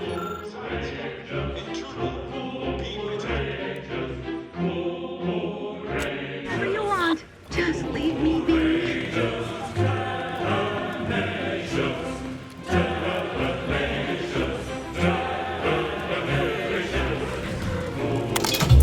Say the word and I'll spread enlightenment.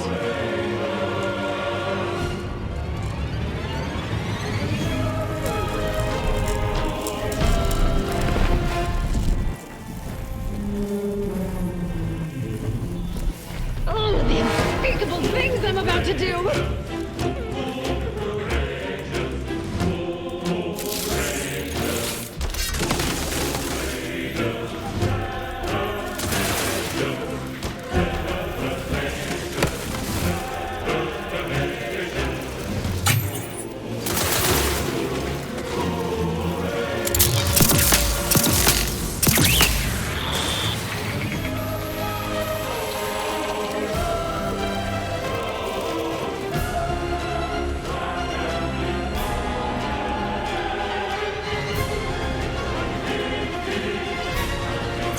Gun weapon ready, Commander.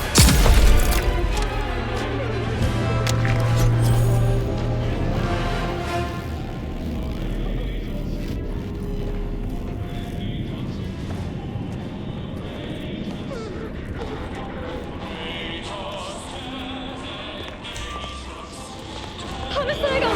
Cheers me up.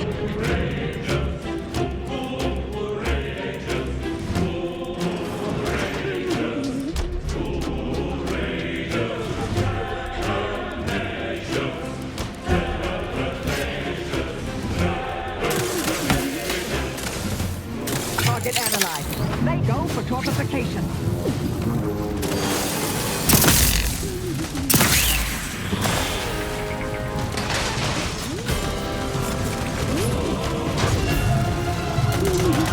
Combatant scan.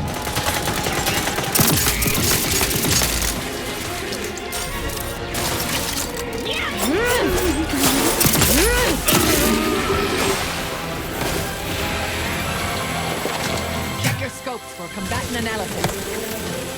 Let me take...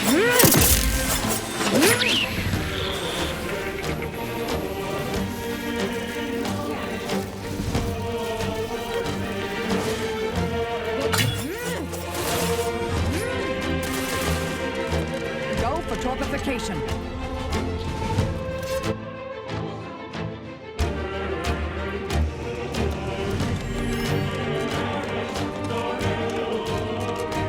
I have a fix on their weaknesses.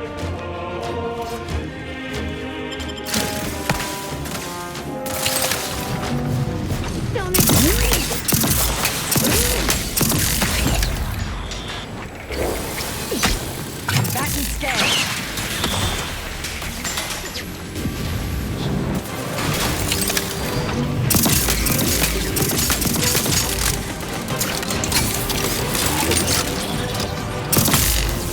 Check your scope for combatant analysis.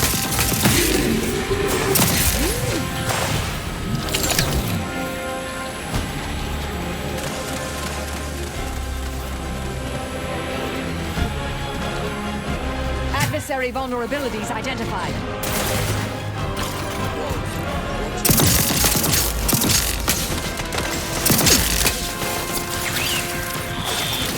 Yes, scientists can't tell us anything, but they're fortunate. Check it for internal modulators.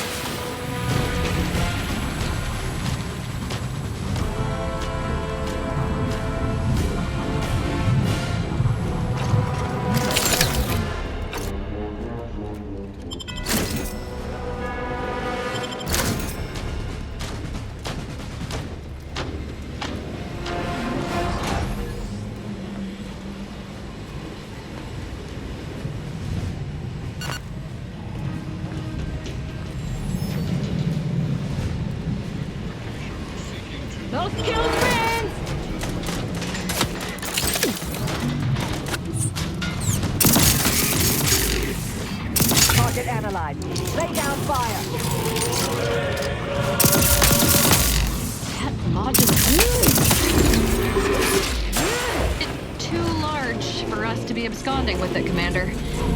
Let's see if we can find more information. I have a fix on their weaknesses. Ready to spill the truth.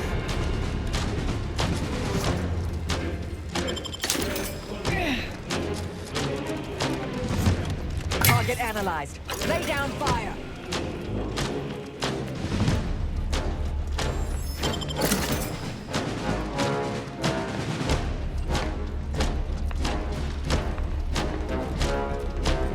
Check your scopes for combatant analysis.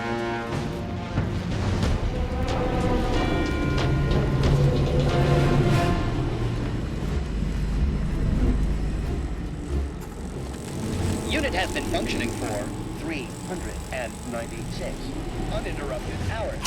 Unit no rest period. Never.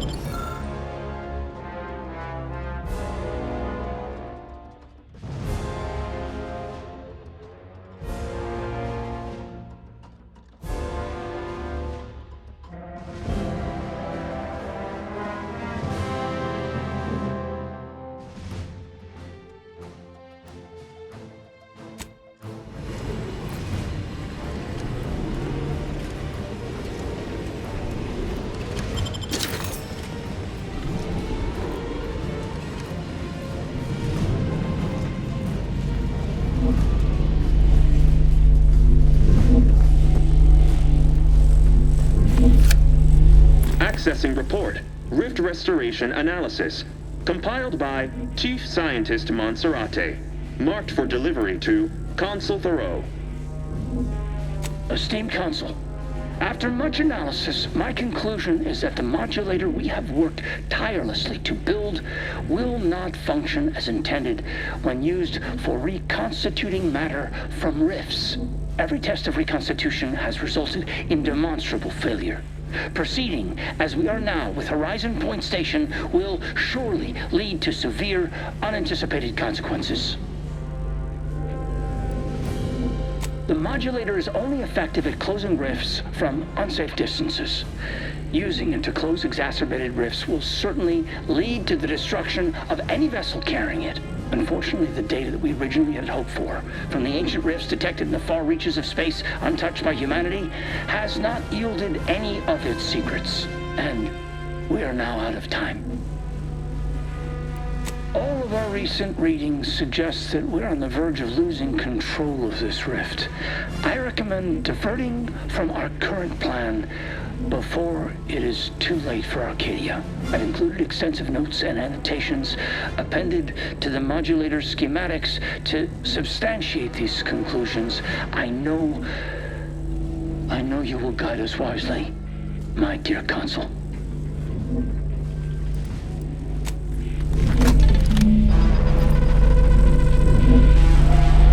Schematic secured. These rift coordinates are deep into unexplored space. That contradicts most rift causation theories, or hints at more troubling implications. We can concern ourselves with that later. First, let's find the console.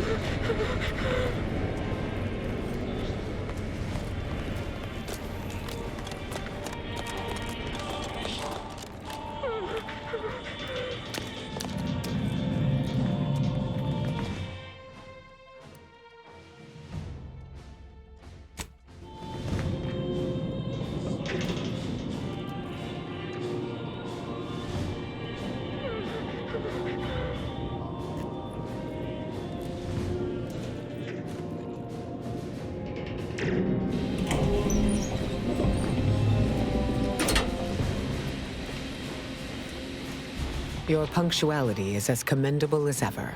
How did you fare in securing the rift modulator?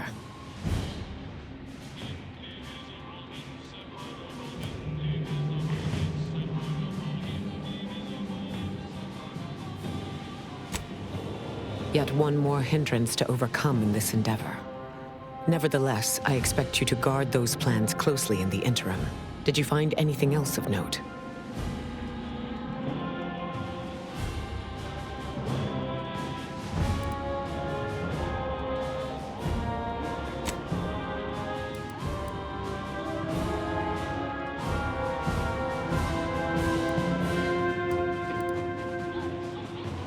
When one learns information that rattles their understanding of the universe, one may take a moment to consider the gravity of said information. We know that rifts are only caused by skip drives, so if they are appearing in non-colonized space, then this is truly momentous.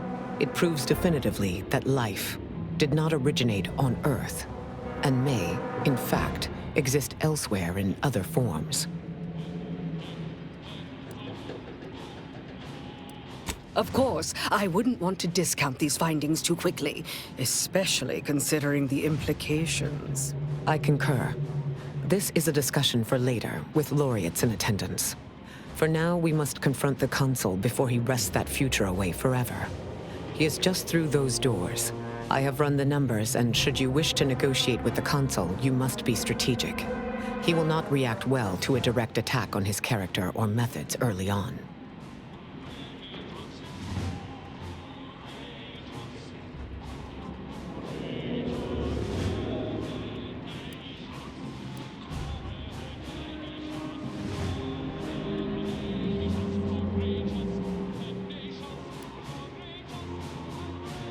It certainly may. At which point we may find the opening needed to convince him to stand down. I might tread a mite lightly, dear. If I know the Consul's type, and I do, his ego can take only so many hits before his guns do the talking. Simply goading may not be ideal. We didn't come all this way to negotiate. If he won't stand down, there are other ways, which I prefer, to be frank. The more we debate, the more time we squander. We must resupply and shore up whatever defenses we have quickly. And if you've something to say to any of us, Commander, I suggest you say it while you have the chance. No telling what awaits us beyond that door.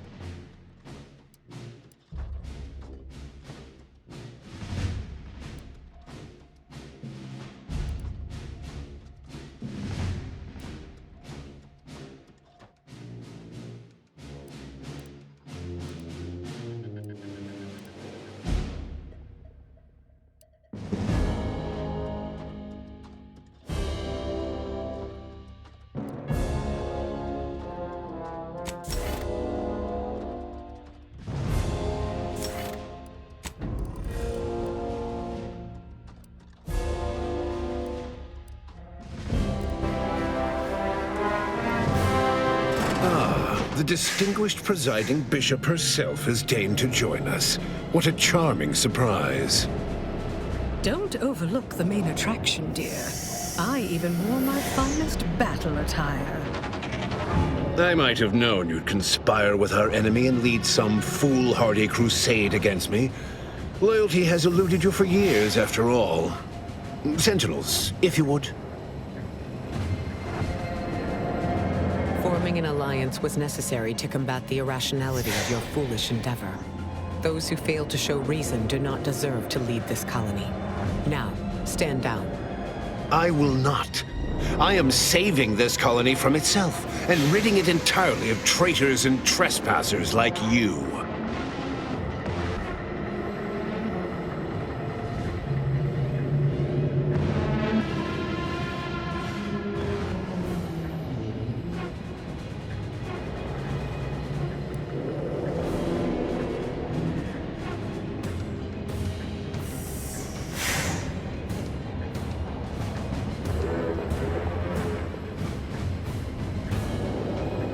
Such bravado is unbecoming when you can't make good on your promises, Commander.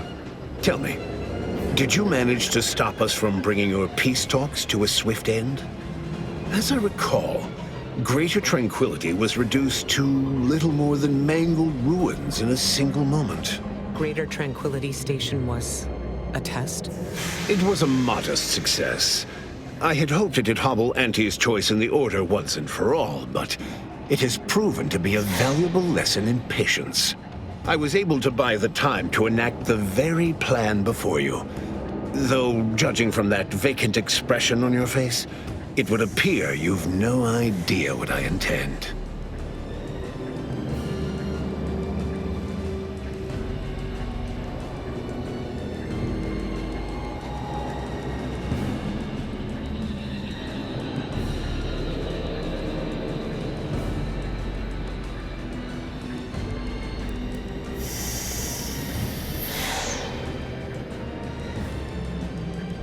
It's only a crime in your estimation. When one clinches a decisive victory, who among the living would dare complain about the methodology?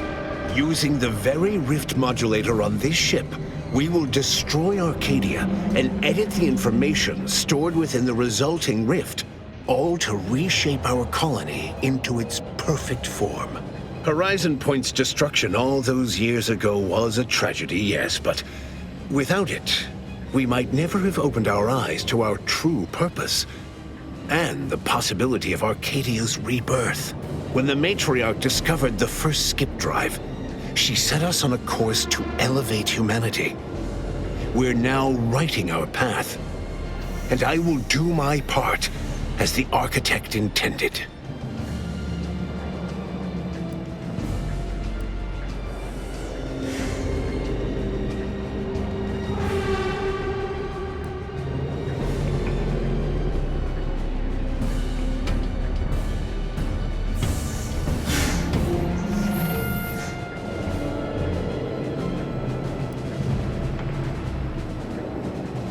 Intrepid, aren't you? Well, what's relevant is what came after. Our Matriarch dissected this skip drive technology, learned its secrets, and enabled us to produce them en masse, which eventually led to the manifestation of rifts. But it was not until well after Horizon Point's untimely end that we understood the opportunity gifted us. The opportunity to reconstruct the colony in its perfect form. It is as the Grand Architect designed. And believe you me, I've no intention of letting you thwart our securing of a better future, one free of doubt and greed.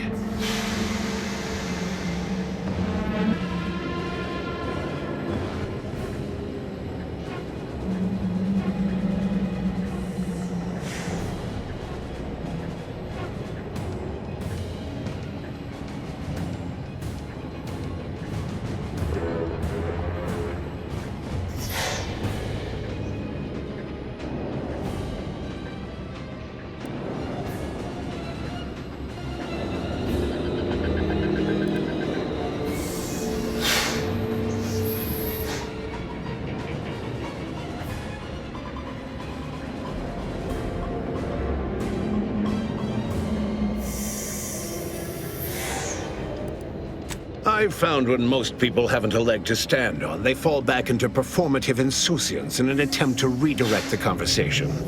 Always brazen, rarely effective. Listen closely. This is the work of the Grand Plan, guiding us toward humanity's ascension. Everything exists for this purpose.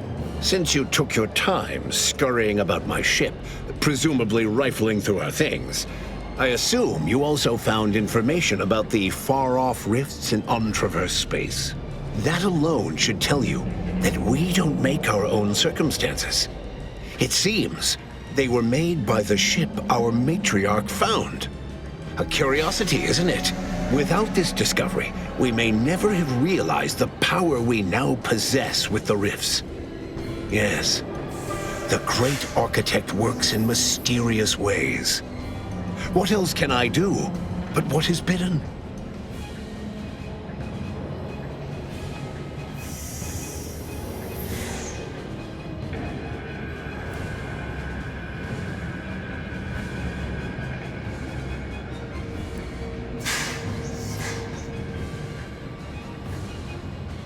The only one who might be impressed by that little proverb is your handler at the Earth Directorate.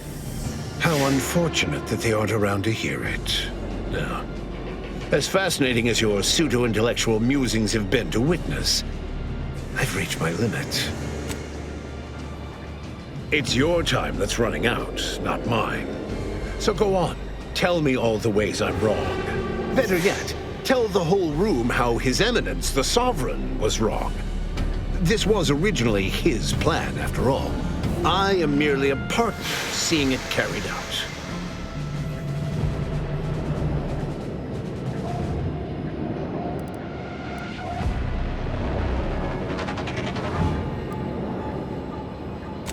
Do not presume to tell me what is or isn't the truth. I was advisor to the original Sovereign. I know the mind of a true leader. This is the path Henry should have taken.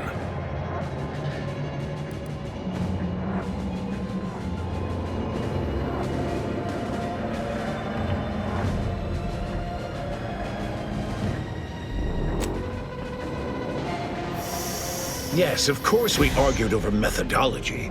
Henry was always too stubborn, too focused on the past to understand the opportunity before him. I regret that he had to make such a difficult choice. That one of the matriarch's heirs is not guiding us. But he needed to look beyond himself, like I am doing now.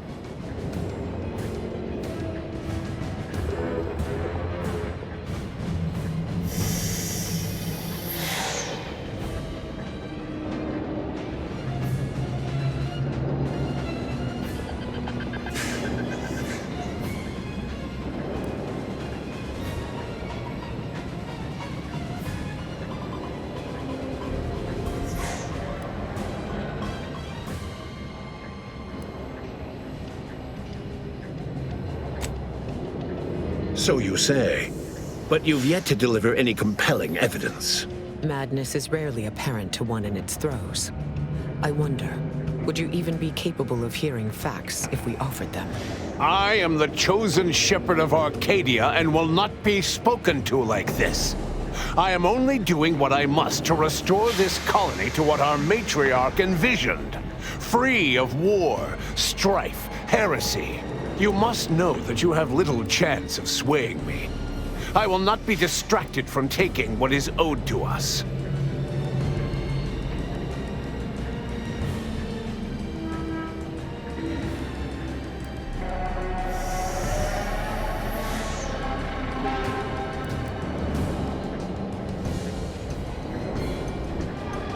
I will not be lectured by an outsider. It's just like the Earth Directorate, or any other interloper, to claim to better know the customs of those they invade. Certainly if you had your way, you would claim Arcadia as yours, and rewrite history to suit your own aims.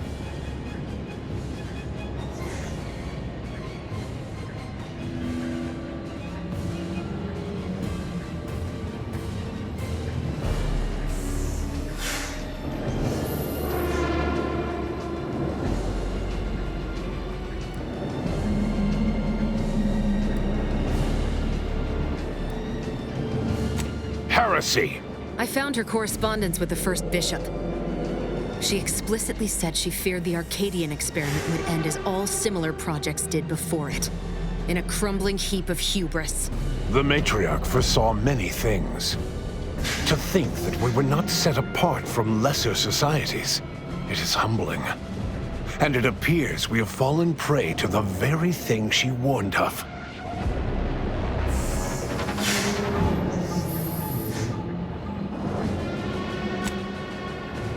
What do you mean, steered wrongly? If Reuben was not carrying out her wishes as intended, then the Protectorate have strayed far from the Matriarch's light. But regardless of how I may have misstepped before, I am not in the wrong now. All your so-called arguments are pure hearsay. You came here claiming so boldly that I would fail, but you have yet to provide any proof. So where is it? What do you have?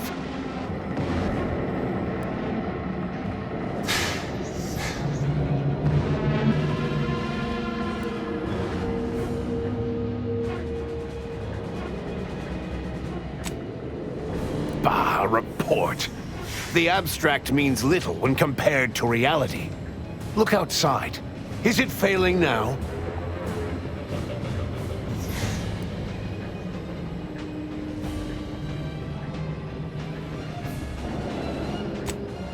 That's not true. Despite how things appear at present, with time, this station, all of Arcadia, and all of its people will be made whole.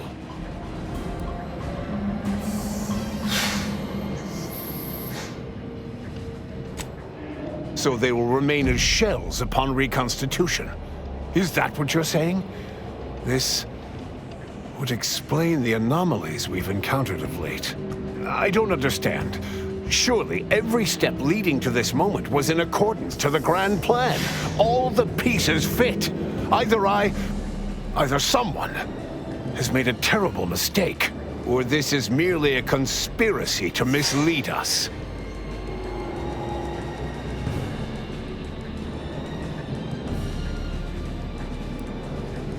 And leave the traitors and invaders alive? No! Death is the only way forward. We can only be made pure from the ashes, despite whatever supposed proof you have to the contrary.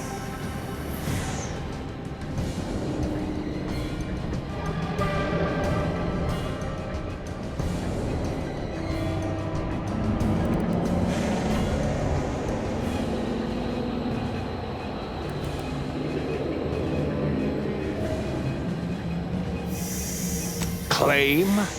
If you cannot see the truth of my devotion written plain, then now I see why you are against me so. But you are wrong about the risk. We are losing this war. It is inevitable. The victors will brutally subdue us until we become corrupted. Until we forget our principles, our history, the very core of who we are. It is better that we perish together as proud Protectorate, proud Arcadians. Preserving our purity is a mercy. More than that, is it not love?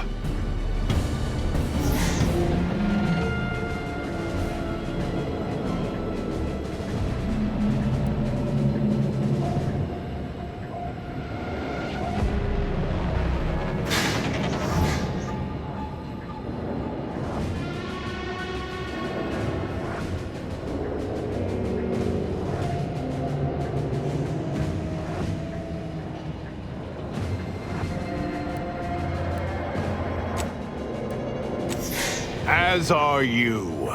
Your charges fall.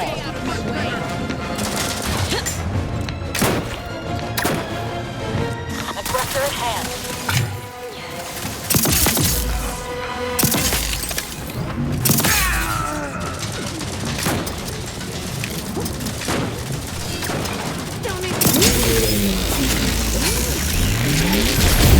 Back to stand.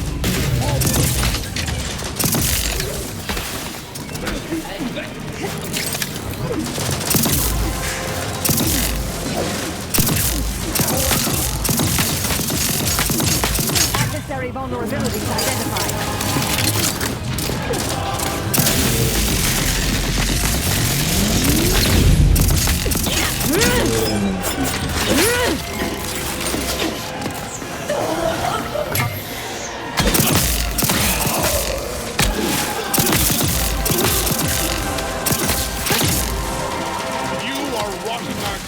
From the inside. Back and stand.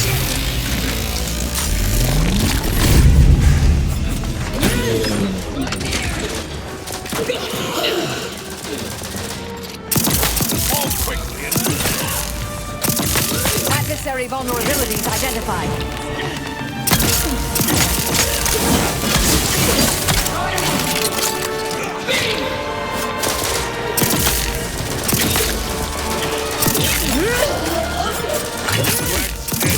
Back with a vengeance.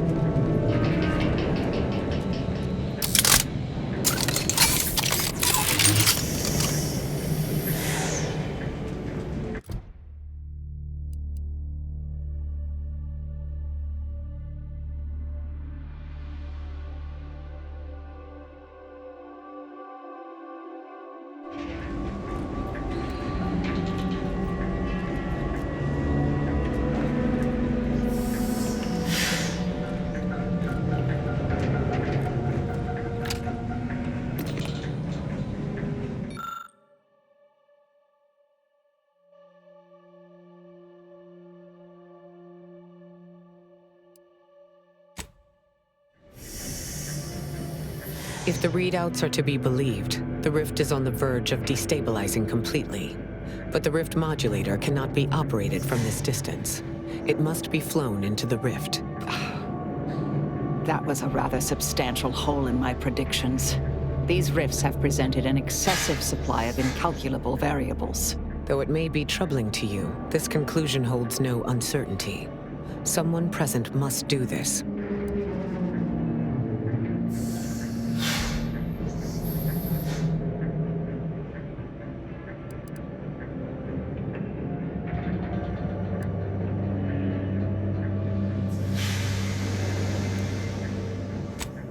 This is not possible. There is no set destination we can command the ship to fly to. The flying and the activation of the modulator must be done manually. The Order and I will use the schematics and the processed rift data to mass-produce modulators that are usable at a distance. These pesky rifts will soon no longer plague the colonies.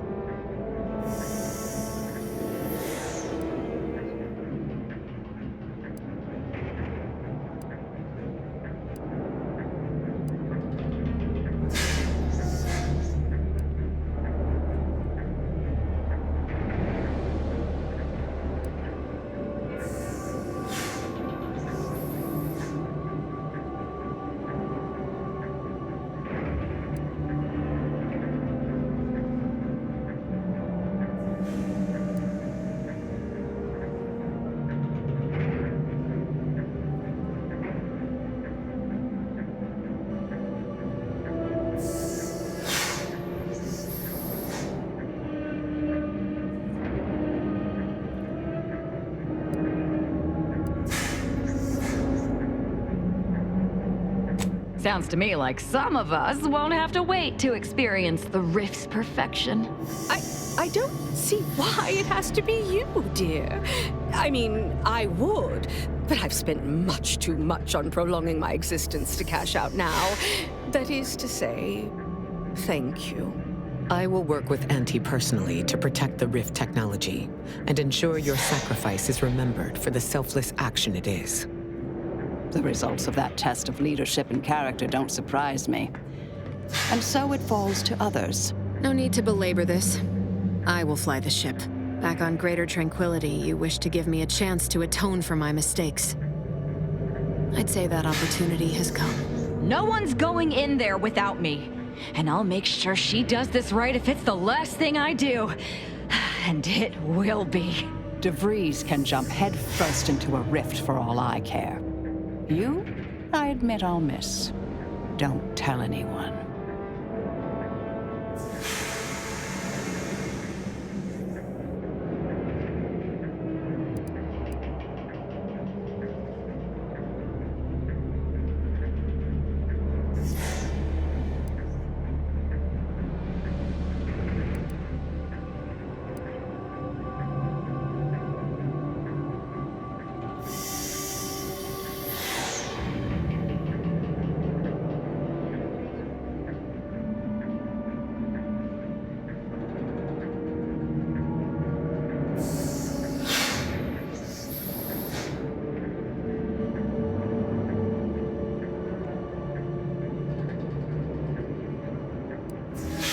Well, I, for one, can't wait to hear your bright idea for circumventing the inevitable. Someone must take action.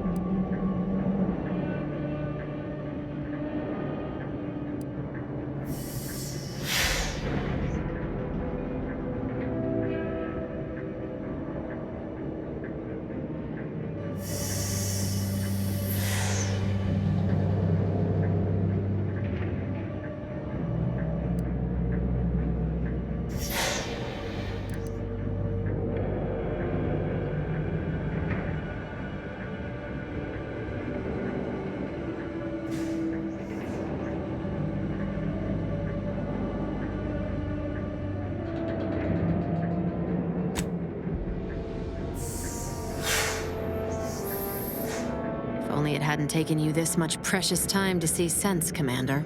Well, since the commander won't let me go, I'm glad he's forcing it on you.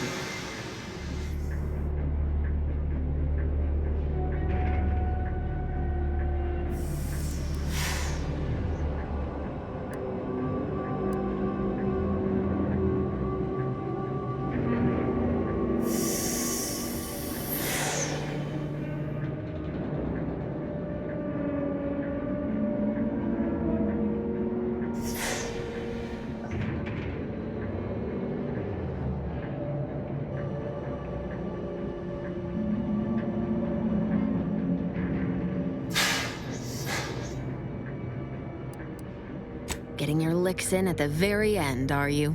Go now, Commander. I'll see this mission to its end. The rest of the galaxy awaits you.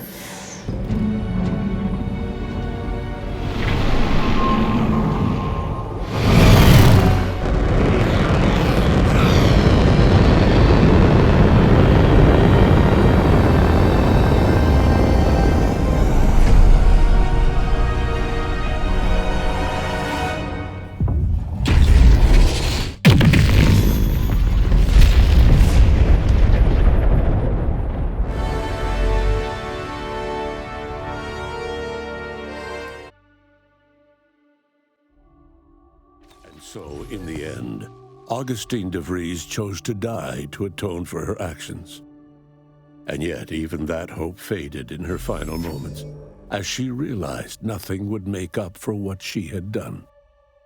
But at least she'd not have to live with her guilt any longer. Thanks to the Commander's quick thinking in sparing it from the Vox Station's fiery crash, Paradise Island's Fairfield remained a profitable company town for Auntie's Choice. Acquisitions Officer Carr enjoyed the perks and power that came with promotion for her asset-winning techniques on Paradise Island. Her rival, D.B. Milverstreet, meanwhile, seethed as he pushed cold morsels of Borstloaf around the plate of his microwave dinner. Vigilant Hogarth was declared a traitor to the Protectorate, along with most other Westport townsfolk. They were judged according to the paradigm, then sentenced to be executed until dead, forever tied to the city they could not protect. Auntie's Choice assumed control over the day-to-day workings of Matriarch's Mercy, the better to monitor their new colleagues in the Order. The monastery, however, returned to normal operation, tracking the clockwork of the grand plan. The monastery's abbot became a scapegoat for recent tragic events, having not detected Wiley's dastardly schemes. His superiors demoted him, mainly to show their corporatist allies that academics could keep their people in line too. Seer Wiley fled the order and sought refuge in a backwater Arcadian town to contemplate his failings. As word of the ex-seer's arrival spread, people lined up for predictions. Forsaking the math that failed him, he offered obvious yet effective advice instead. After defending Fort Endurance against a fierce Mantisaur attack, Executive Warchek was awarded a commendation for profit-securing stalwartness, as well as promotion to regional manager. He eventually passed peacefully in his sleep at the scientifically astounding age of 6. Val continued to serve the commander of the Incognito faithfully for many more years than should be possible, giving automechs like her everywhere a reputation as stable and reliable. As a result, more Valkyrie units were put into service, while fewer human agents were deployed into the field.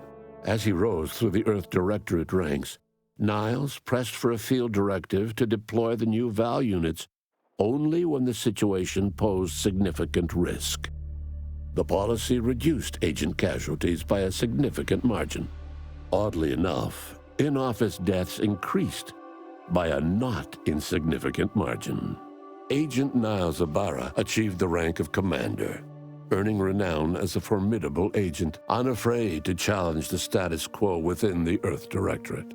He recruited his friend Zebulon Tran to the Earth Directorate, a gesture of gratitude for not airing the Directorate's dirty laundry. Together, they vowed to reform the agency from within, so it might never again bargain with authoritarian governments. Ultimately, Niles rose to the position of Secretary General. His term saw the Earth Directorate at its most popular, or, in the eyes of corporations and tyrannical governments, most feared. Following Inez's humiliation of Anti's Choice VP Willard Conan, the grafting program was shuttered forever.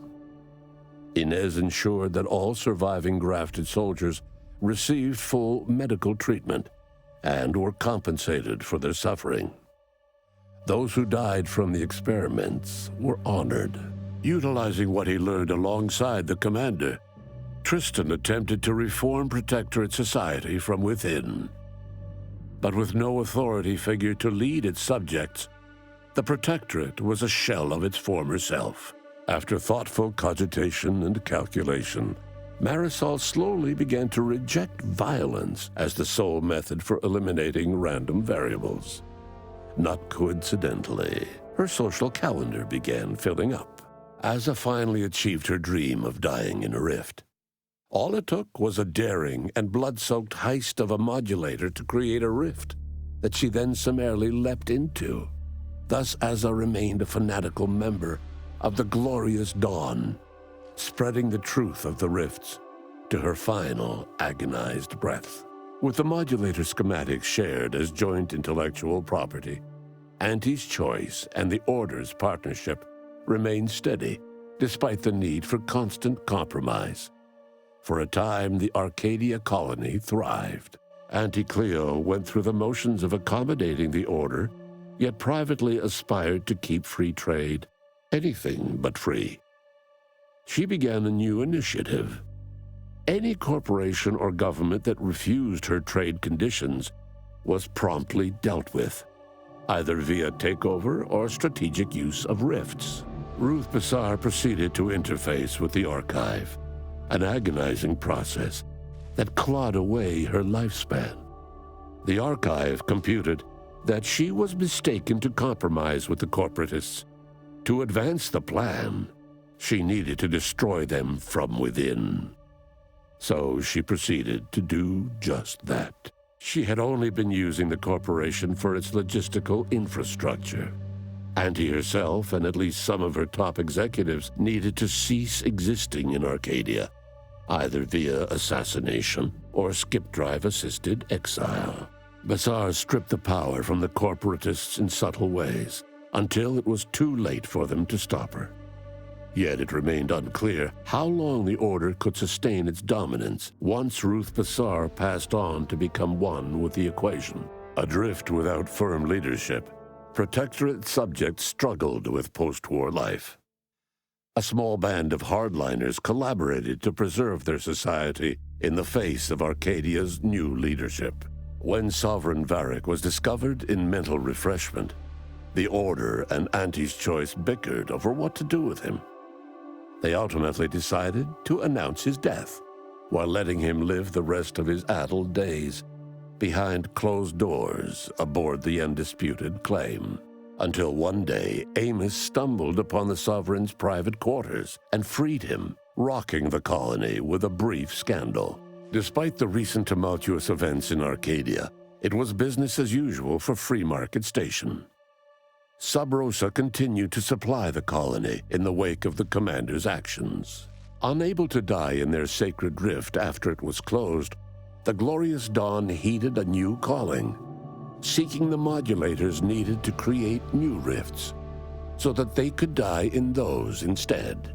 The dangerous experimental research of Marisol's contact from Point Obviation lived on, with a Seer predicted 11.9% probability of yielding a universe-ending catastrophe. Meanwhile, an entrepreneurial work group of chemistricians unveiled a new flavor of Purple Berry Crunch. The rifts across Arcadia and beyond were soon closed. Trade quickly resumed, with Auntie's Choice handling logistics. Yet, more than just goods and resources traveled the re-established trade routes. The Order's version of scientism spread as well. Many colonies stabilized, many thrived, and some even rose to an Arcadian level of prosperity. But there are still some that have never been heard from. All of these events turned on the decisive actions of the Earth Directorate agent and their unique way of navigating Arcadia, its disparate factions, social complexities, ubiquitous product placement, and arsenal of absurdly satisfying weaponry. But through it all, and to this day, Earth has remained inexplicably dark.